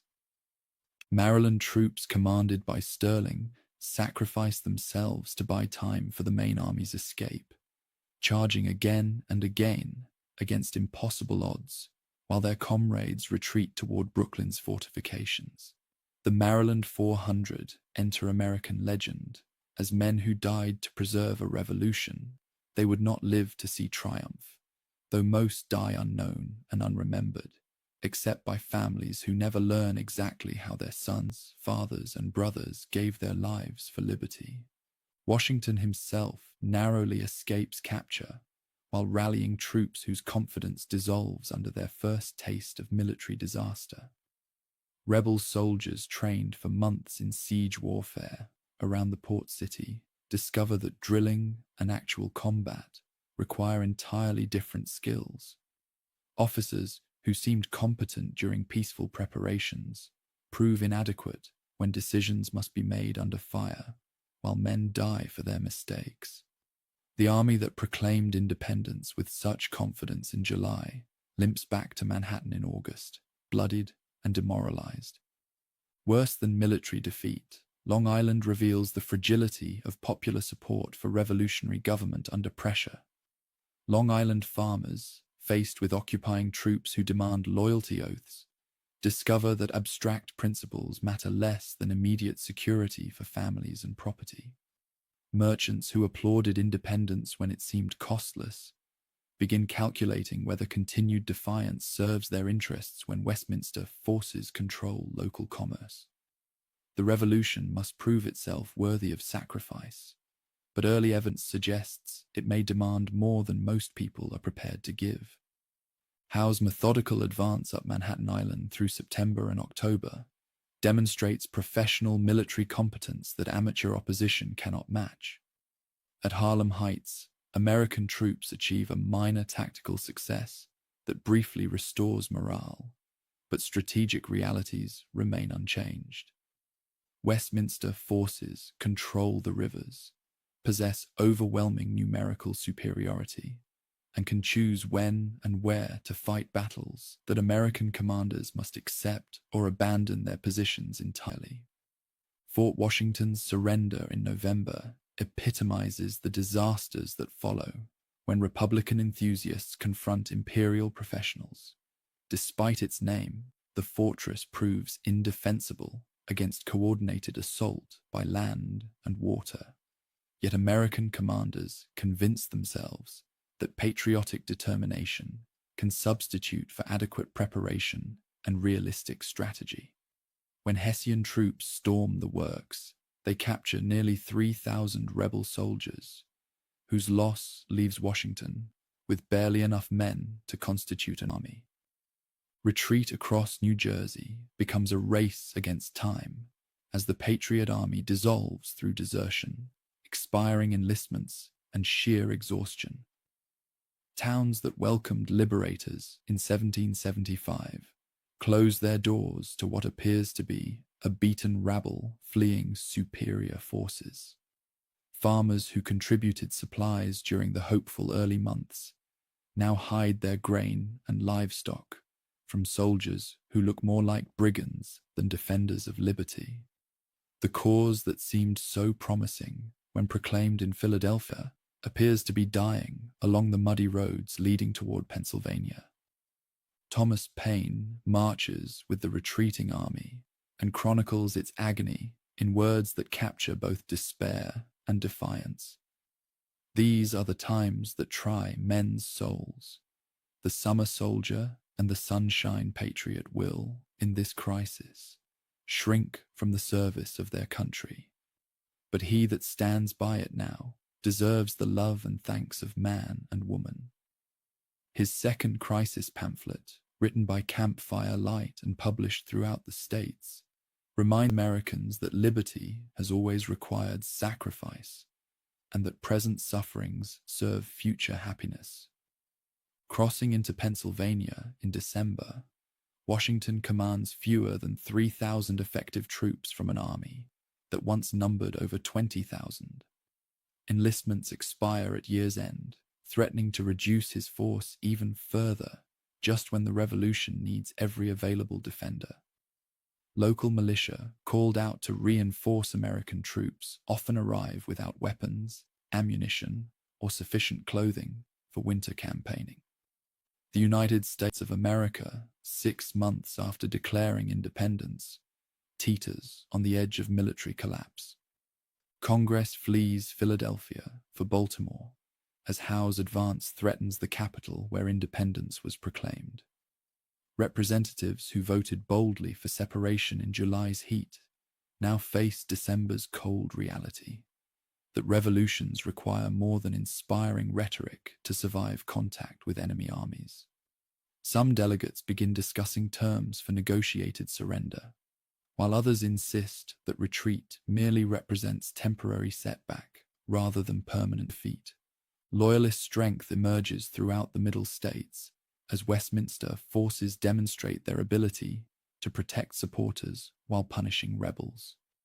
New Jersey families, who remain neutral while the war's outcome seemed uncertain, now declare for the crown when rebel defeat appears inevitable. Local committees that enforce non-importation agreements and patriotic conformity discover that their authority evaporates when enemy troops patrol nearby roads. Hessian mercenaries compound American difficulties by introducing foreign elements into what many still view as a civil war between kinsmen. These professional soldiers, fighting for wages rather than principle, show little concern for the property rights and personal sensitivities that might restrain Westminster troops with family connections in America. Their presence transforms the struggle from a constitutional dispute within the imperial family into something resembling a foreign conquest. Yet adversity also reveals strengths that prosperity had hidden. Throughout the states, local communities organize relief for rebel soldiers and support for their families. Women assume responsibilities previously reserved for men, managing farms and businesses, while their husbands serve in the army. Children too young for military service contribute by manufacturing ammunition, gathering intelligence, and maintaining communications between isolated patriot communities. African Americans face particularly complex choices as revolutionary principles collide with social realities that deny them the liberty that white patriots claim as their birthright. Some join the Patriot Army, hoping that military service will earn recognition of their humanity and rights. Others support Westminster forces after promises of freedom for slaves who abandon rebel masters. The contradiction between revolutionary ideals and revolutionary practice creates opportunities for Black Americans to advance their own liberation, regardless of which side ultimately triumphs. Native American tribes generally support Westminster forces, calculating that London's imperial authority offers better protection against frontier expansion than do revolutionary governments controlled by land-hungry settlers. This alliance provides Britain with valuable military assets while forcing American commanders to defend multiple frontiers simultaneously. Indian raids on exposed settlements drain resources needed for the main war, while demonstrating that independence may cost more than most patriots initially imagined. Religious communities struggle with conflicting loyalties as war forces choices between spiritual principles and political commitments. Quakers, committed to pacifism, find their communities divided between those who support the revolution through non-military contributions and those who view any assistance to war-making as violation of divine law. Anglican clergy, many educated in England and financially dependent on church connections, generally counsel loyalty to established authority, while their congregations increasingly embrace resistance. News of Trenton reaches the States during the darkest period of the war, when many Americans have concluded that independence was a noble dream that reality has shattered beyond repair. Washington's Christmas night crossing of the Delaware River in a blizzard, followed by surprise attack on Hessian forces celebrating their holiday, demonstrates that American troops retain fighting spirit despite months of defeats and retreats. The small victory yields minimal strategic advantage, but enormous psychological benefit for a cause that desperately needs evidence that ultimate triumph remains possible. Captain Alexander Hamilton's battery supports Washington's assault, while young James Monroe suffers wounds that will mark him for life.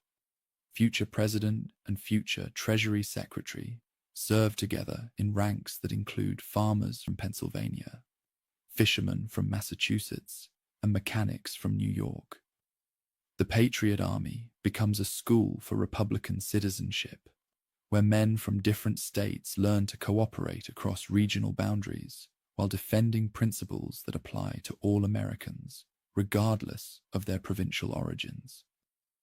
Princeton's follow-up victory, a week later, confirms that Trenton represented more than lucky accident. American troops again demonstrate ability to move rapidly, strike effectively, and withdraw before enemy reinforcements can arrive.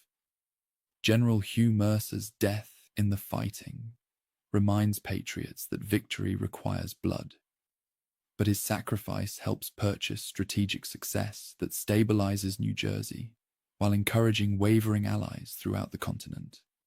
Winter quarters at Morristown provide American troops with the first respite they have enjoyed since the campaign began, but hardships continue to test revolutionary determination.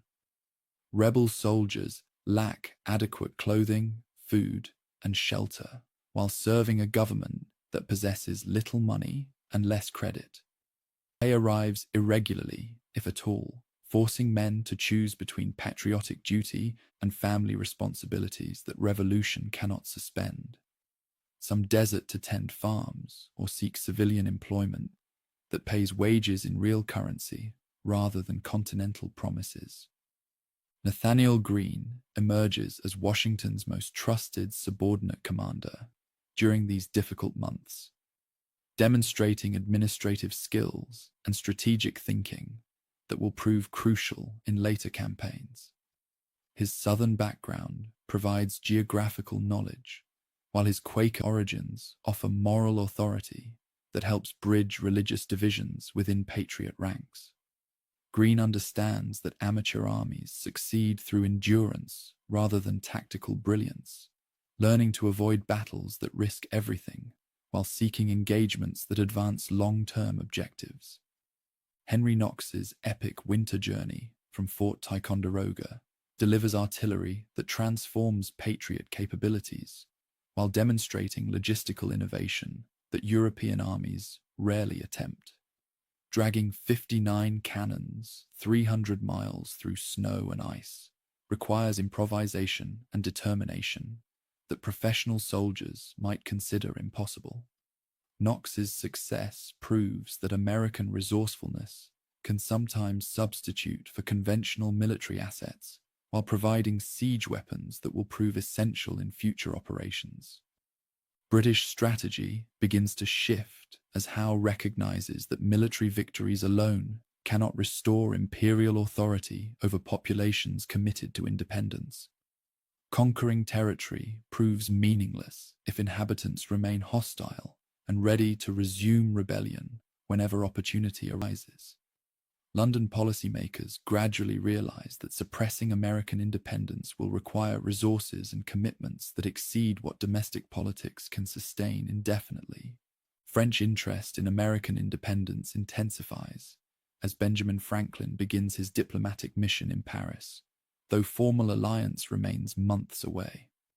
Vergennes and other ministry officials calculate that American success would weaken Britain while advancing French interests, but they hesitate to commit resources to what might prove a losing cause.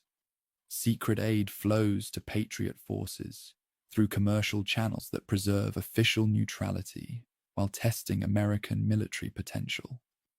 Valley Forge looms ahead as winter quarters where the Patriot Army will either forge itself into an effective fighting force or dissolve under pressures that have already reduced it to a barely functioning remnant of its original strength. Washington's correspondence reveals his understanding that 1778 must bring decisive changes, either foreign assistance that tilts the balance toward American success, or military improvements that allow patriot forces to compete effectively against professional enemies, or political developments that restore popular enthusiasm for independence. As 1777 draws to a close, the American Revolution hangs by threads so slender that slight changes might snap them entirely. The United States exists in law, but not yet, in fact, claimed by a Congress that governs little, and defended by an army that possesses more courage than capacity. Independence proclaimed so confidently 18 months earlier now seems like a desperate gamble that may bankrupt everyone foolish enough to stake their lives and fortunes on its success. But something fundamental has changed in American consciousness that cannot easily be reversed regardless of military outcomes. Ordinary people have discovered that they can organize effective resistance against imperial authority while maintaining civil order and economic productivity. Local communities have learned to govern themselves without external direction, while cooperating with neighbors to achieve common objectives. Most importantly, Americans have begun to imagine political possibilities that transcend inherited arrangements and create new institutions based on popular consent rather than traditional authority. Whether these revolutionary changes in human consciousness can survive military defeat remains to be seen. The Patriot Army retreats toward winter quarters that may become its graveyard, while Congress debates in exile whether to continue resistance or seek negotiated settlement. British forces control most major ports, while loyalist militia emerge throughout the countryside. By conventional measures, rebellion appears doomed.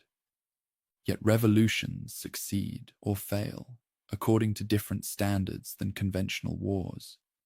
Ideas, once planted in human minds, prove remarkably difficult to eradicate through military force alone. The principles proclaimed in Philadelphia have taken root throughout American society in ways that mere defeat cannot easily undo. Independence may yet survive the winter that threatens to kill the army that defends it, preserved in the hearts and minds of people who have glimpsed possibilities that transform how they understand government, liberty, and their own place in the world. Snow begins falling at Valley Forge as Washington's ragtag host settles into winter quarters that will either temper it into a professional weapon or shatter what remains of organized resistance. Yet 300 miles to the north, events already underway are about to turn this uprising from a provincial revolt into a global confrontation that will upset the balance of power on 4 continents. General John Burgoyne marches south from Canada with 7,000 redcoats, Hessians, and native allies, certain his well-choreographed invasion will cleave New England from the other states like a surgeon's scalpel. On London maps, his design appears flawless. Push down Lake Champlain to Albany, rendezvous with Colonel Barry St. Leger advancing from Oswego, and with General Howe driving up the Hudson. The converging blades, Westminster believes, will crush rebel resistance in the valley and prove the empire can still execute complex operations despite America's untamed landscape. Fort Ticonderoga falls on 5 July 1777, vindicating metropolitan optimism. The stronghold snatched so dramatically by Benedict Arnold and Ethan Allen 2 years earlier capitulates almost without a shot once royal gunners haul cannon onto Mount Defiance. General Arthur Street Clare withdraws in haste, leaving wagons of provisions that Burgoyne's column sorely needs for the wilderness trek toward Albany. The triumph, however, becomes a millstone. Chasing St. Clair eats precious weeks, and word of Ticonderoga's loss flashes through New England's alarm network, spurring farmers who might have stayed neutral to take up arms. Nothing rallies local resolve more quickly than proof that royal bayonets can stab deep into land patriots consider their birthright. Burgoyne's procession into the interior exposes the fatal flaw in London's scheme, applying European logistics to North American woods. His enormous baggage train, perfectly ordinary on the continent, turns into an anchor on roads that must be hacked from forest and bridged with felled trees. Colonial axemen drop pines across the route, while local bands pepper every foraging party. 20 miles of track consume nearly a month. Settlers drive off livestock, torch grain, and leave only bare hearths for the invaders. What started as an imperial parade now resembles a desperate slog, manpower and material bleeding away faster than any musket volley could manage. General Philip Schuyler exploits the terrain brilliantly, declining set-piece battles and instead drawing Burgoyne ever deeper, while sapling-sharp militia shadow the column. Farther west, St. Leger's wing stalls at Fort Stanwix, where Colonel Peter Gansevoort refuses to surrender. The siege drags on.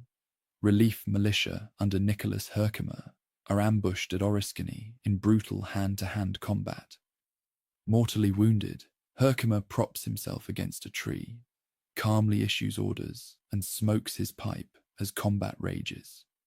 Enter Benedict Arnold, with a handful of regulars and a talent for psychological warfare. He scatters rumors of thousands of reinforcements stalking the woods. Native auxiliaries melt away, and St. Ledger's expedition collapses. South of the Hudson, Howe decides, fatally, to sail for Philadelphia instead of marching north. Burgoyne, unaware he has been abandoned, plods on. His bid to plunder supplies at Bennington crashes into John Stark's New Hampshire men, crying, "We'll beat 'em today," or Molly Stark sleeps a widow tonight. Nearly 1,000 Imperials are lost, casualties Burgoyne can ill afford. Meanwhile, at Valley Forge, Baron Friedrich von Steuben begins overhauling Washington's ranks.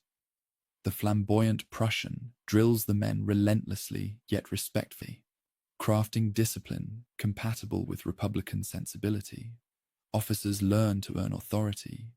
Privates grasp the cadence of synchronized volleys.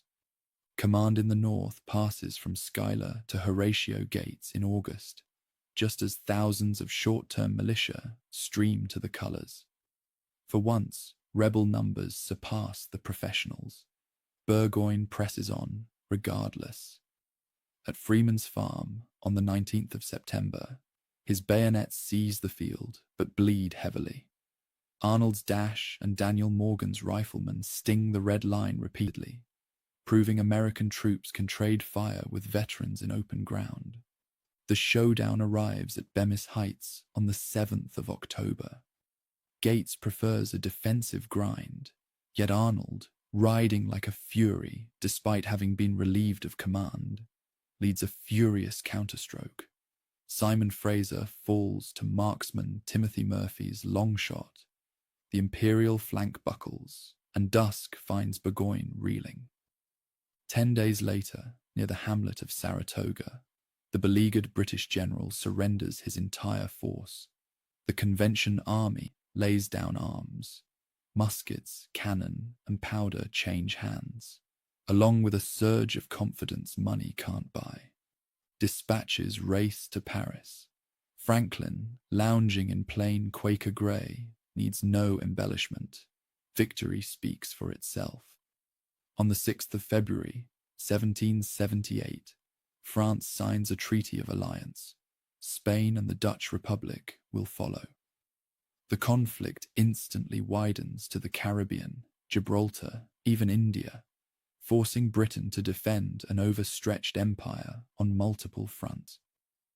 Back in Europe, Catherine the Great champions the League of Armed Neutrality, hobbling British efforts to police the seas. Meanwhile, American privateers and John Paul Jones chew at British commerce. Insurance rates skyrocket.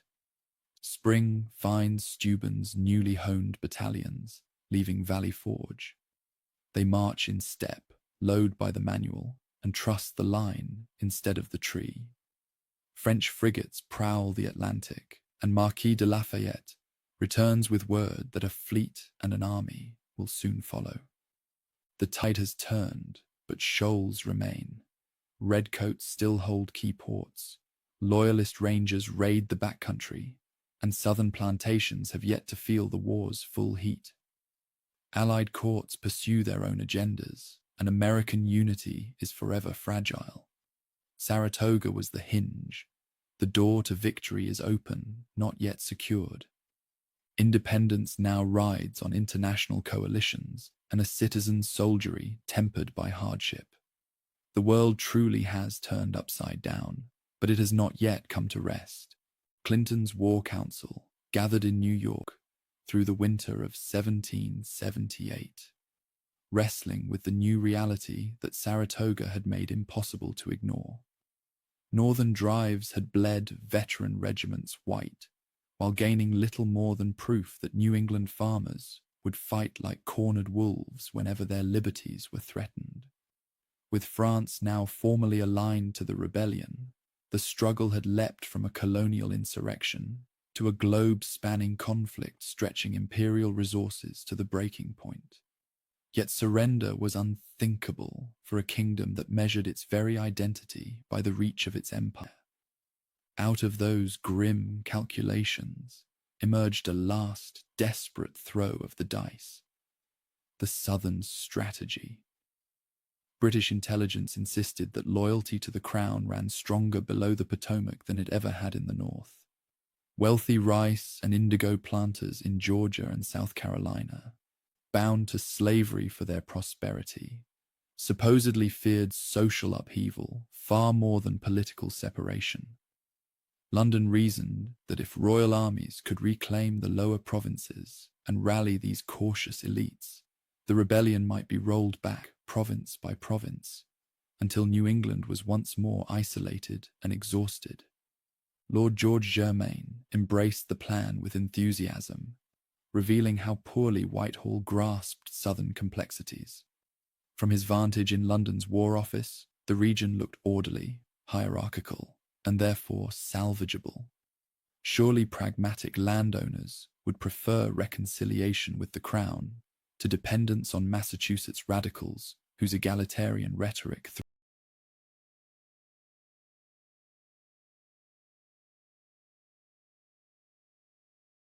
threatened planter supremacy. Lieutenant Colonel Archibald Campbell's expedition proved, at first, that Germain's optimism wasn't entirely baseless. On Christmas 1778, he stormed Savannah, and Georgia's patriot government collapsed in a matter of days. Local loyalists surfaced overnight, and thousands rushed to swear allegiance once red uniforms patrolled the streets. The fall of Savannah looked like the first link in a chain that would choke the rebellion into submission. Yet those early successes carried a hidden curse. Formal victory on the coast did nothing to quell the backcountry, where resistance vanished into pine barrens and swamps the way mist slips between cypress trunks. Patriot detachments melted into the landscape they knew by heart, returning to strike wagon trains, patrols, and isolated pickets before dissolving again into the cane brakes. The British Army, drilled for European set-piece battles, found itself chasing ghosts. Charleston became the ultimate test of the strategy. In early 1780, Sir Henry Clinton sailed south with more than 8,000 regulars, determined to seize the richest port in the South and break the Patriot war effort in a single stroke.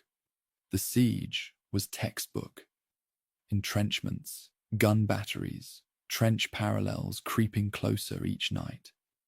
General Benjamin Lincoln, cornered within the city's sandy ramparts, commanded nearly 6,000 mixed state and continental defenders, but no relief army could penetrate the ring of bayonets and broadsides. On 12th May, Charleston capitulated, the largest surrender of American arms in the war. London celebrated. The ministry declared the rebellion's back broken. But inside the triumph lurked a poison seed. British authority now had to be lived with, not merely proclaimed, and restoring royal order meant relying on local loyalists who were often more eager for vengeance than for reconciliation. One such instrument was Banastre Tarleton. At 26, his green-jacketed legion galloped across the Carolina Low Country, sabers flashing and torches setting barns ablaze. He believed terror would cow rebels back into submission. Instead, his refusal to accept surrender at Waxhaws on 29th May, where wounded men were cut down after throwing their muskets aside, turned Bloody Bane into the devil of patriot nightmares. Mothers whispered his name to frighten children. Men rode to join militia companies, swearing they would never ask quarter from dragoons who gave none. If Tarleton was terror, Francis Marion was invisibility. The wiry South Carolinian, soon christened the Swamp Fox, struck convoys, liberated prisoners, and disappeared into the dark water labyrinth of the PD. Plantation overseers, loyal to the king, now slept uneasily, knowing Marion's riflemen could appear from any palmetto thicket. Farther inland, Thomas Sumter, the Carolina gamecock, rallied hard-riding partisans who fought with tomahawks as readily as muskets. Sumter's men ambushed outposts along the Santee, then melted into the Pine Hills before British reinforcements arrived. In London's War Office, the reports blurred into a litany. Supply depot burned, courier intercepted, loyalist column wiped out, outpost abandoned. Control seemed to shrink to the soil garrison boots actually touched, and sometimes not even that. Redcoat sentries joked that the night itself fought for the rebels. Desperate to smash this hydra of local resistance, Clinton empowered Charles Cornwallis with sweeping authority. The Earl was everything London admired: brave, relentless, confident in disciplined force. Yet he confronted a foe that refused to stay put long enough to be destroyed. When he chased Sumter into the back country, Marion struck near Georgetown. When Tarleton burst into a militia camp, the rebels simply scattered and reformed 2 counties away. To knit chaos into strategy, the Americans turned to Major General Nathaniel Greene, a Rhode Island Quaker whose calm masked iron endurance. Taking command in October 1780, Greene surveyed the chessboard and chose a patient game. Stretch Cornwallis until his columns thinned, then strike where least expected. Greene split his army. He sent Daniel Morgan, a hulking Virginian with a gravel voice and a knack for intuitive tactics, westward to menace Tory strongholds near the Broad River. Cornwallis dispatched Tarleton to hunt him down. The chase ended at Cowpens on 17th January, 1781, where Morgan engineered a tactical masterpiece. Militia fired 2 deliberate volleys, feigned panic, and drew British regulars into a hollow lined with continental bayonets. When Morgan unleashed a double envelopment, Tarleton's legion shattered. London lost 900 seasoned soldiers. The American casualty list barely topped 70. Humiliated but unbowed, Cornwallis burned his baggage to move faster, vowing to corner Greene before his foe could escape across North Carolina. The 2 armies danced a brutal waltz called the Race to the Dan. Greene's men, ragged, shoeless, fueled by scant rations, slipped across icy rivers hours ahead of pursuers. Cornwallis, deprived of supply wagons and forced to subsist off a countryside already stripped by foragers, bled men daily to disease and exhaustion.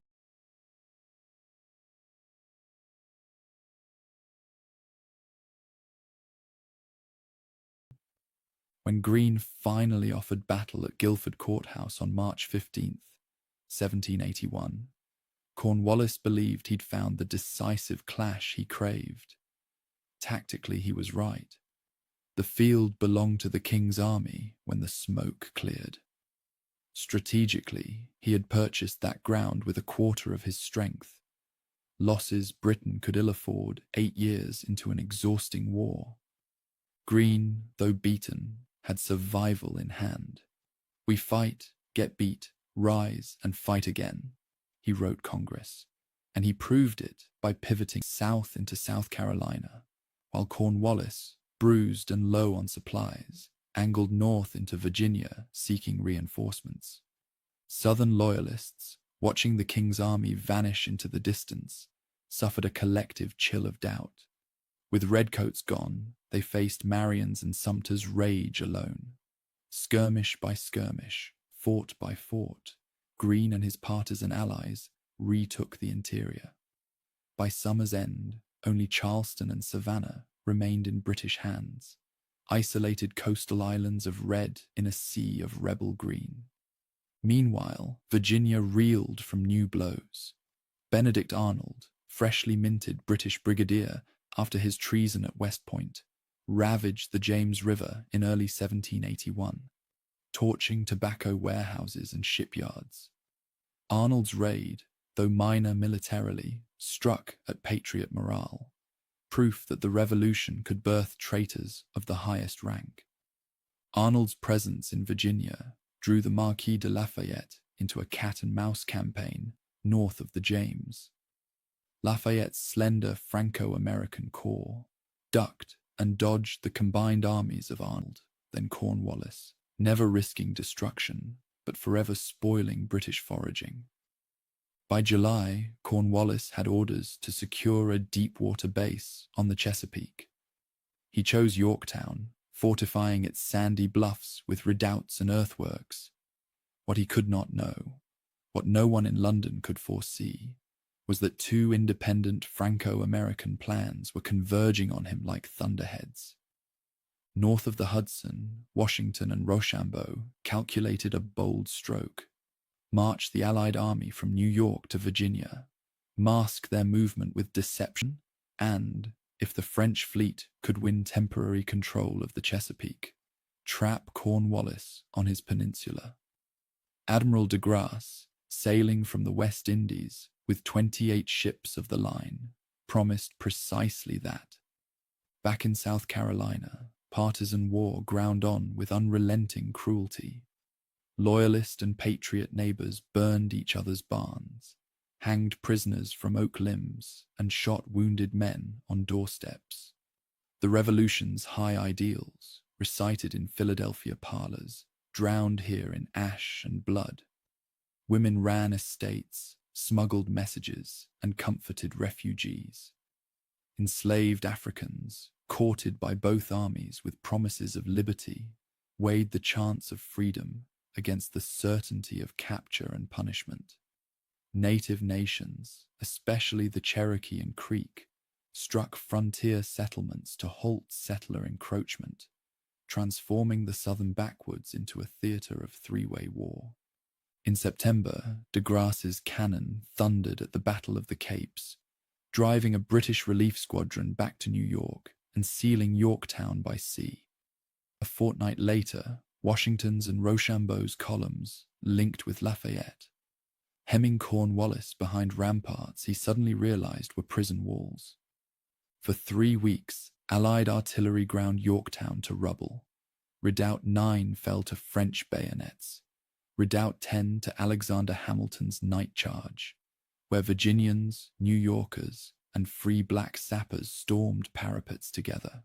Cornwallis, his lines collapsing, attempted a desperate river escape, thwarted when a squall scattered his boats like leaves. On the 19th of October, 1781, the Earl surrendered more than 7,000 troops. British drummers beat a march called "The World Turned Upside Down," as ranks stacked muskets before lines of ragged American and immaculate French soldiers. Yorktown did not end the war at a stroke, but it broke the Southern strategy beyond repair. London still held Savannah and Charleston, but their garrisons now stared anxiously seaward, waiting for French masts to crest the horizon. Loyalist morale cratered. Thousands fled with the redcoats when evacuation orders finally came. Plantation aristocrats, once tempted by British overtures, now hedged every bet, negotiating quietly with state officials to protect their wealth in a patriot future. Fire and betrayal had tested the revolution's sinews without snapping them. Through swamp skirmish and plantation raid, through cowpens, Kings Mountain, Guilford, and Yorktown, Americans learned that a people defending their own soil could bleed a global empire dry by refusing to break. The South lay battered, its fields scorched and its families divided. But from that crucible emerged a deeper understanding of the costs and the worth of liberty. The king's dice had rolled, rattled, and come up short. Now the United States stood on the shoreline of victory, bruised yet unbowed, ready to claim the harvest sown in sacrifice. Summer heat shimmers over Virginia's tidewater rivers as Cornwallis settles his army into Yorktown, confident that this tobacco port offers the secure base that has eluded him throughout his exhausting campaigns in the Carolinas. From here, he can threaten Patriot supply lines while maintaining communication with Clinton's forces in New York through naval routes that Westminster still controls.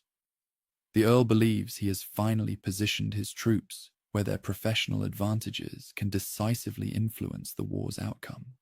Yet even as redcoats fortify the bluffs overlooking the York River, forces beyond Cornwallis's knowledge converge to create the trap that will end metropolitan hopes for suppressing American independence.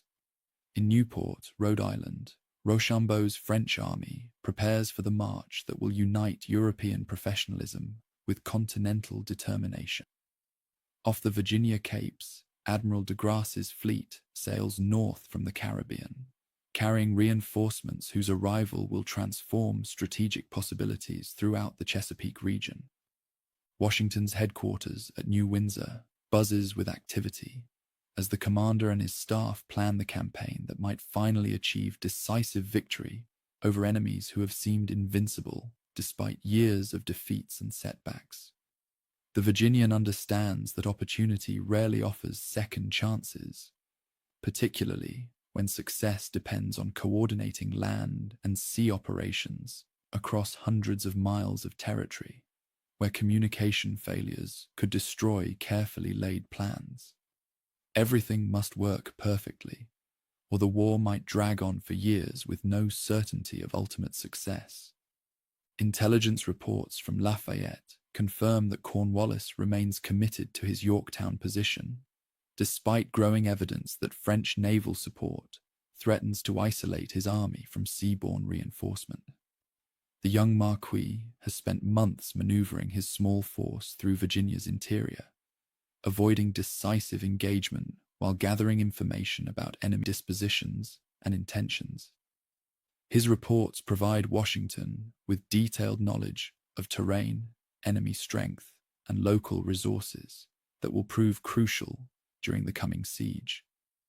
Rochambeau's march from Rhode Island demonstrates the logistical sophistication that French military organization brings to operations that continental forces could never attempt independently. His 4,000 troops move with precision that European armies take for granted, but that Americans still find remarkable. Their supply trains efficiently managed, and their routes carefully planned to avoid unnecessary delays. The Count himself proves a diplomatic commander, whose tact smooths over inevitable friction between allies whose military traditions differ significantly. Philadelphia citizens line the streets as Allied armies parade through the capital, where independence was proclaimed 5 years earlier. Continental soldiers, now disciplined veterans whose bearing reflects von Steuben's training, march alongside French regulars whose white uniforms and professional equipment epitomize European military excellence. The symbolism strikes observers forcefully. America's citizen soldiers have earned respect as equals from the world's finest military forces. Yet beneath this surface harmony, tensions persist that remind participants that allies remain foreigners, whose ultimate interests may not perfectly align with American goals. French officers, accustomed to aristocratic deference, sometimes struggle with republican informality that treats merit above birth. Continental commanders, jealous of their hard-won authority, occasionally resent foreign expertise that implies their own inadequacy. Only shared commitment to defeating common enemies prevents these cultural differences from undermining military cooperation.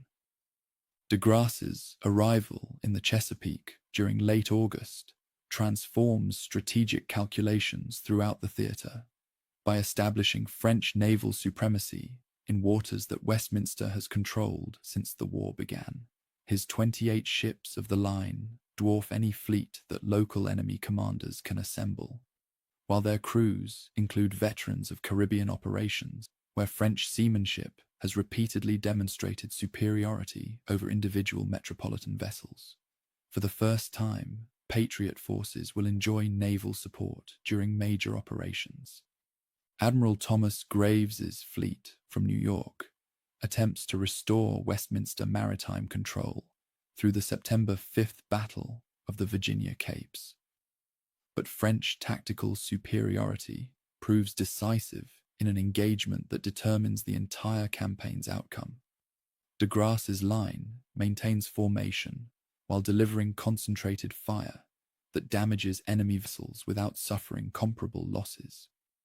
Graves withdraws toward New York after failing to break through French positions, abandoning Cornwallis to whatever fate land operations might determine.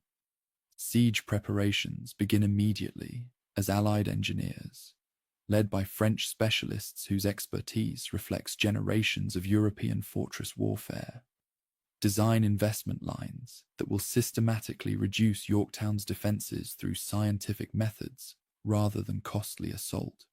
Their trenches advance according to established principles that balance engineering efficiency with tactical security, creating protected approaches that allow artillery to dominate enemy positions while minimizing casualties among attacking forces. Alexander Hamilton commands one of the assault columns that capture British advanced redoubts during the October 14th night attack that breaks Cornwallis's outer defensive line. The former aide-de-camp, eager to prove his courage in combat rather than merely staff work, leads his men across obstacles that enemy engineers have constructed to channel attacks into killing zones. His success, coordinated with similar French operations against adjacent positions, demonstrates that Allied cooperation extends to the tactical level, where personal courage determines immediate outcomes. Artillery bombardment intensifies as American and French guns, positioned in captured advanced works, deliver concentrated fire that makes Yorktown's streets uninhabitable while destroying buildings that provide shelter for defending troops. The siege follows European precedents that emphasize systematic reduction of enemy resistance through superior firepower, rather than dramatic gestures that waste lives without achieving decisive results.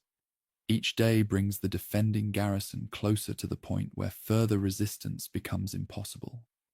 Cornwallis attempts a desperate breakout across the York River during the night of October 16th, hoping to escape encirclement by abandoning heavy equipment while preserving his army's human assets for future operations.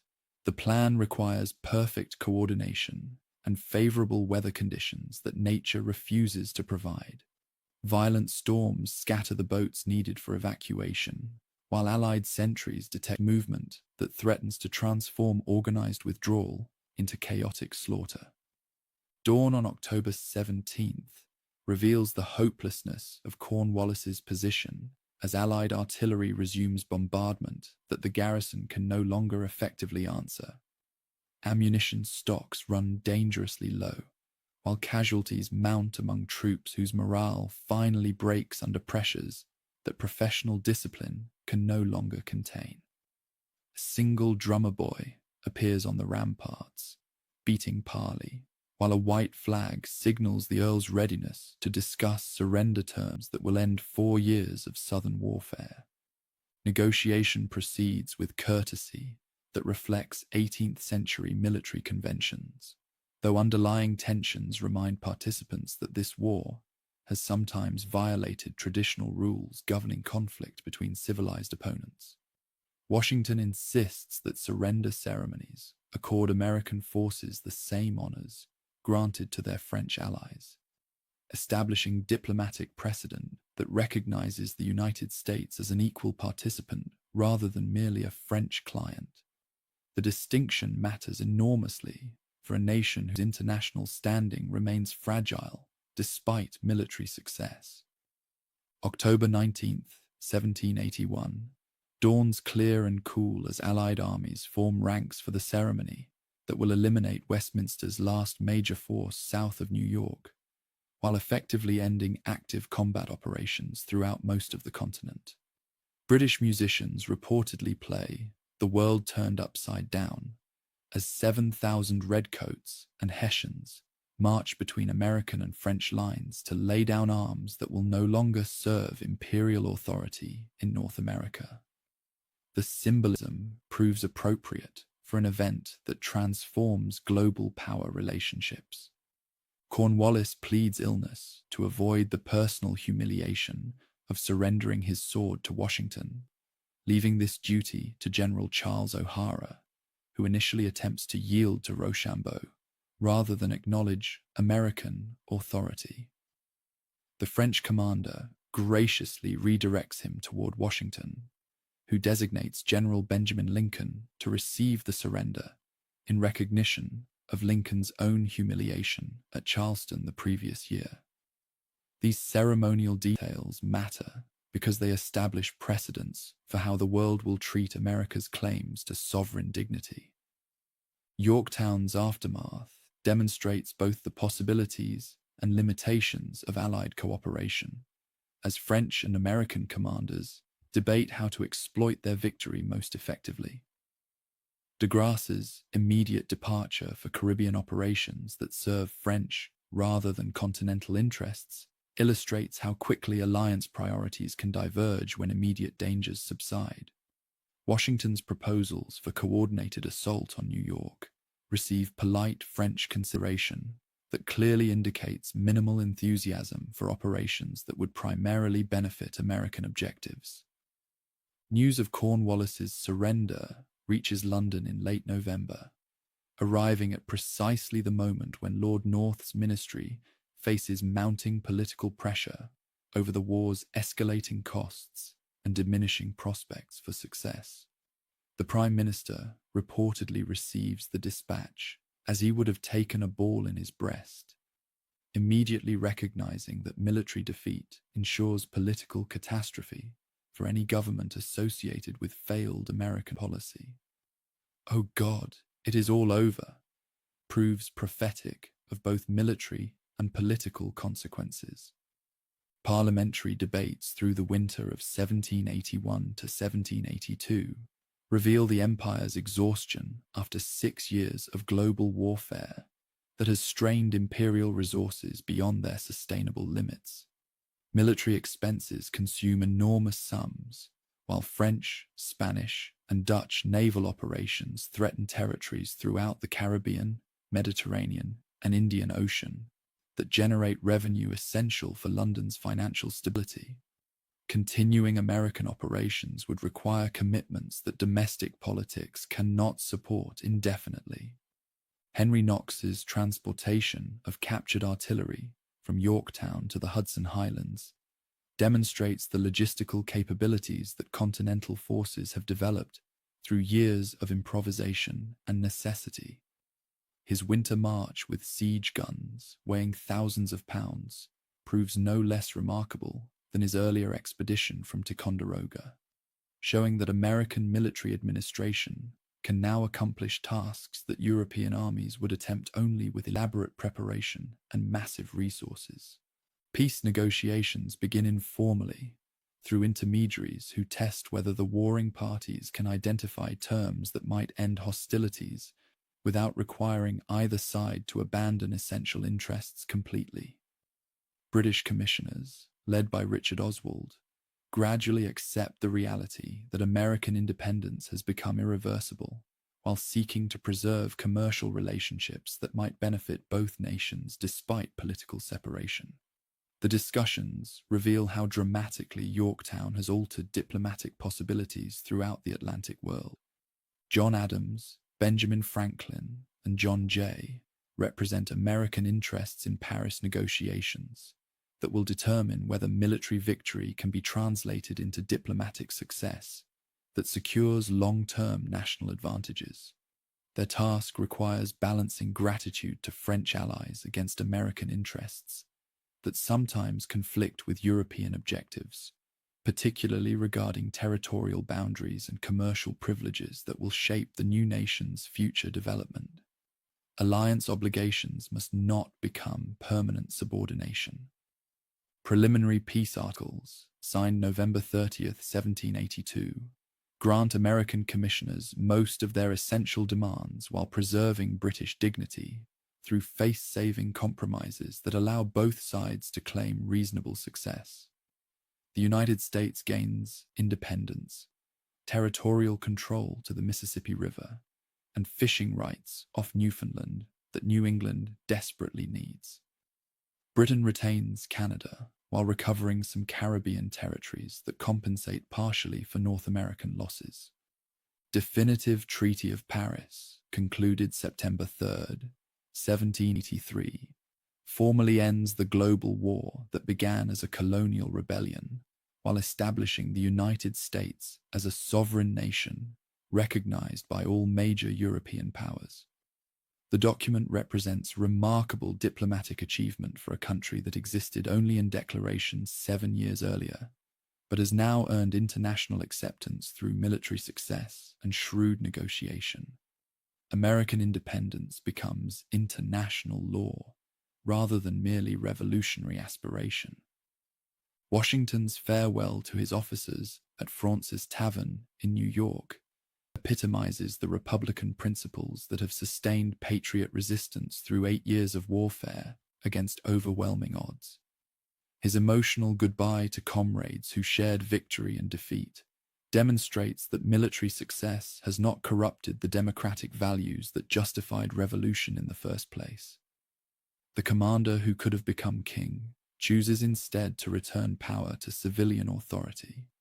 December 23rd, 1783, witnesses the ceremony at Annapolis that completes Washington's transformation from rebellious general to Republican citizen, as he formally resigns his commission before Congress assembled in Maryland's temporary capital.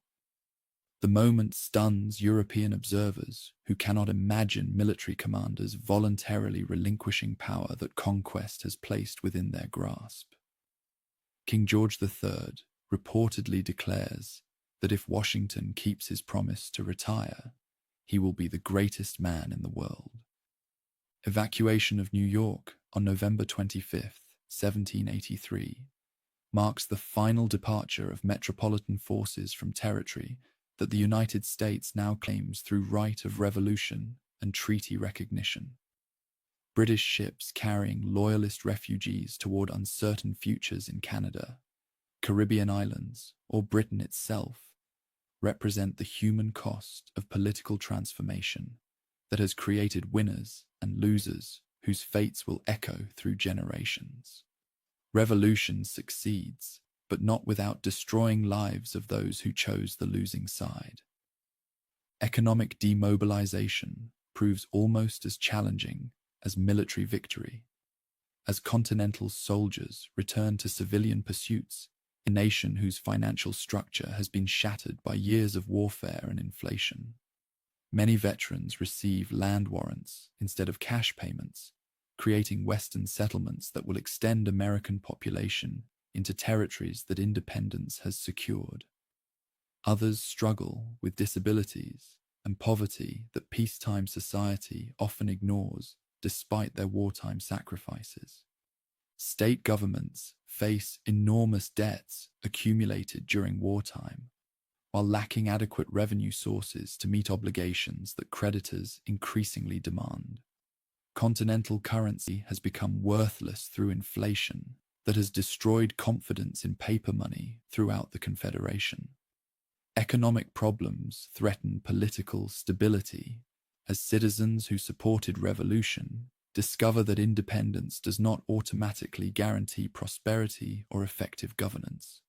Social changes, accelerated by wartime experiences, begin reshaping American society in ways that extend far beyond immediate political transformations. Women who managed businesses and farms during their husband's military service resist returning to purely domestic roles that peace might seem to require. African Americans who fought for liberty increasingly question why freedom remains limited to white citizens when revolutionary principles proclaim universal human rights.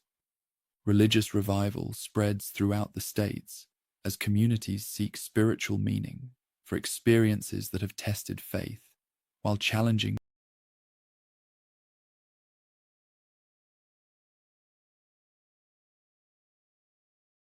traditional authority structures. The war has weakened established churches while strengthening evangelical denominations that emphasize personal relationship with divine authority rather than institutional hierarchy. Religious liberty guaranteed by state constitutions, becomes practical reality that transforms American spiritual life.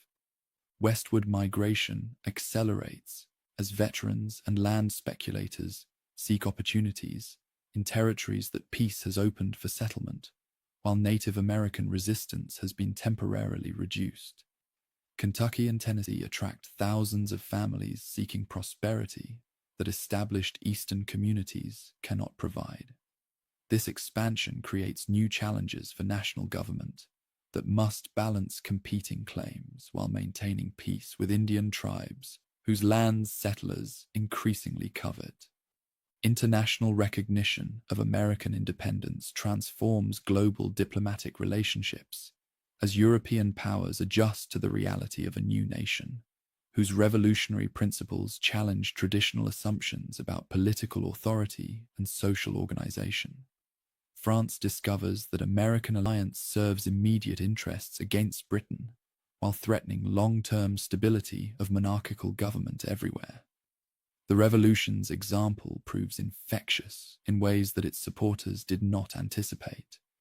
Constitutional questions that war postponed now demand attention as Americans discover that independence requires effective government, while revolutionary principles limit the authority that effective government traditionally exercises. The Articles of Confederation prove inadequate for national needs, while state governments often pursue local interests that conflict with continental necessities. Political theory must become practical governance, but theory and practice frequently disagree. Victory at Yorktown has achieved military independence, but political independence requires institutions that can preserve liberty while maintaining order, protect individual rights while promoting common welfare, and command respect while remaining accountable to popular will. The revolution has succeeded in destroying old authority, but must now create new government that serves principles for which Americans have fought, while avoiding the tyranny that justified rebellion in the first place. A world turned upside down must find new equilibrium that honors both liberty and responsibility, both individual freedom and collective security. That challenge awaits resolution through constitutional deliberation that will test whether revolutionary principles can create lasting government worthy of the sacrifices that independence has required. The military revolution has ended, but the political revolution has only just begun. Peace settles over the 13 states like morning mist after a violent storm, revealing a landscape forever changed by 8 years of revolutionary warfare. Yet independence proclaimed in Philadelphia and won at Yorktown proves to be only the beginning of a far greater challenge, creating a government worthy of the principles for which so many Americans have died. The Articles of Confederation, hastily drafted during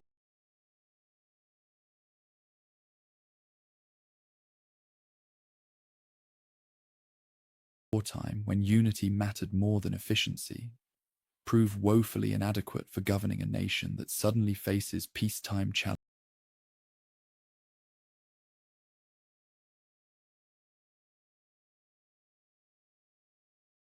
requiring sustained cooperation.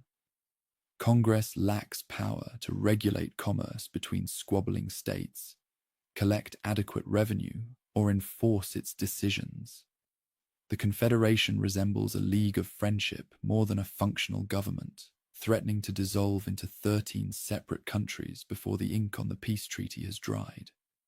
Financial crisis deepens as the new nation struggles with crushing wartime debts while lacking reliable sources of revenue.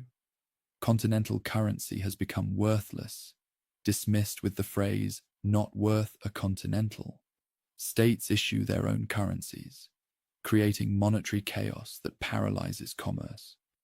When Daniel Shays leads fellow veterans in armed rebellion against Massachusetts courts foreclosing on their farms, political leaders recognize that liberty without order becomes anarchy.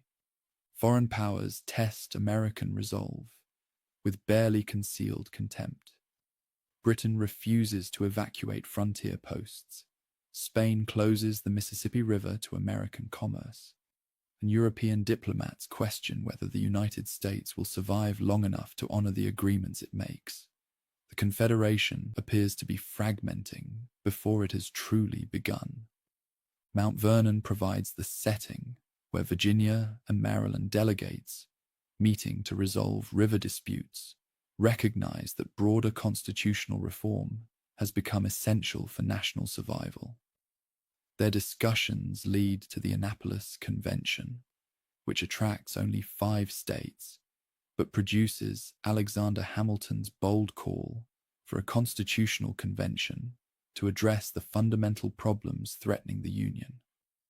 Philadelphia's State House welcomes delegates once again in the summer of 1787, this time to create rather than declare.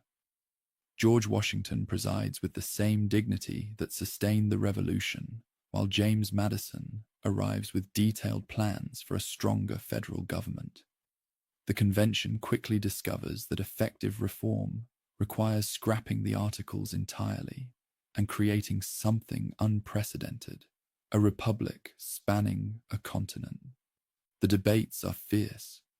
Large states demand representation based on population, while small states insist on equality. Southern delegates count their slaves for representation, while Northern representatives question whether property can vote. The Connecticut Compromise splits the difference with a bicameral legislature, while the 3/5 Compromise reveals the moral contradictions that independence has failed to resolve. Ratification divides the nation between Federalists supporting the Constitution and anti-Federalists fearing that strengthened federal authority threatens the Liberty Revolution was fought to secure. The Federalist Papers provide brilliant defenses of the new system, while anti-Federalist demands for explicit protection of individual rights force the promise of a Bill of Rights that will limit governmental power through constitutional amendment. State by state, ratification proceeds through conventions that reveal Americans are still learning what self-government requires. When George Washington takes the presidential oath on April 30th, 1789, he completes the transformation from revolutionary resistance to constitutional government, while establishing precedents that prevent the presidency from becoming the monarchy that critics feared.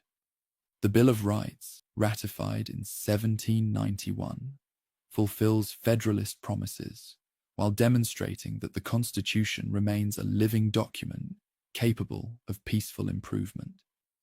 As the French Revolution erupts across the Atlantic, Americans discover that their own revolution has been remarkably moderate, achieving change through constitutional methods, rather than the chaos that seems to consume their former allies.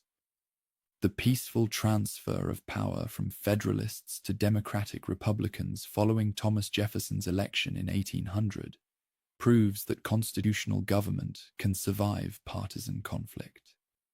Americans have learned to distinguish between opposition to particular policies and treason against the nation, a lesson that many revolutions fail to master. By 1825, as the revolutionary generation passes from the scene, the United States has achieved most of the goals that independence was meant to secure: political freedom, economic prosperity, territorial expansion through the Louisiana Purchase, and international respect. The constitutional system has survived its initial tests while demonstrating remarkable capacity for peaceful change. Yet challenges remain that reveal how difficult it proves to translate revolutionary ideals into perfect practice. The westward expansion that fulfills revolutionary dreams displaces Native American tribes, whose rights the founders recognized in theory, but often ignored in practice. The slavery that contradicts revolutionary principles spreads westward, creating tensions that constitutional mechanisms may prove unable to resolve peacefully. Revolutionary principles continue working their way through American society, challenging established privileges while extending liberty's benefits to groups initially excluded from full citizenship. The process proves gradual and sometimes painful, but the direction remains clear, toward greater inclusion and more complete realization of human equality. As night falls over the republic that revolution created, Americans can reflect upon achievements that have exceeded their boldest hopes, while recognizing that liberty requires constant vigilance. The revolution has ended, but its work continues through constitutional government that provides peaceful mechanisms for extending freedom's benefits while preserving the union that independence made possible. The last veterans sleep peacefully in graves scattered across a continent their courage has made free. Their legacy lives on not merely in the independence they won, but in the constitutional system they helped create. A government that derives its just powers from the consent of the governed, while protecting the unalienable rights that make human dignity possible. The American Revolution finds its true conclusion not in military victory, but in the quiet miracle of constitutional government that serves revolutionary principles while adapting to challenges the founders could never have imagined.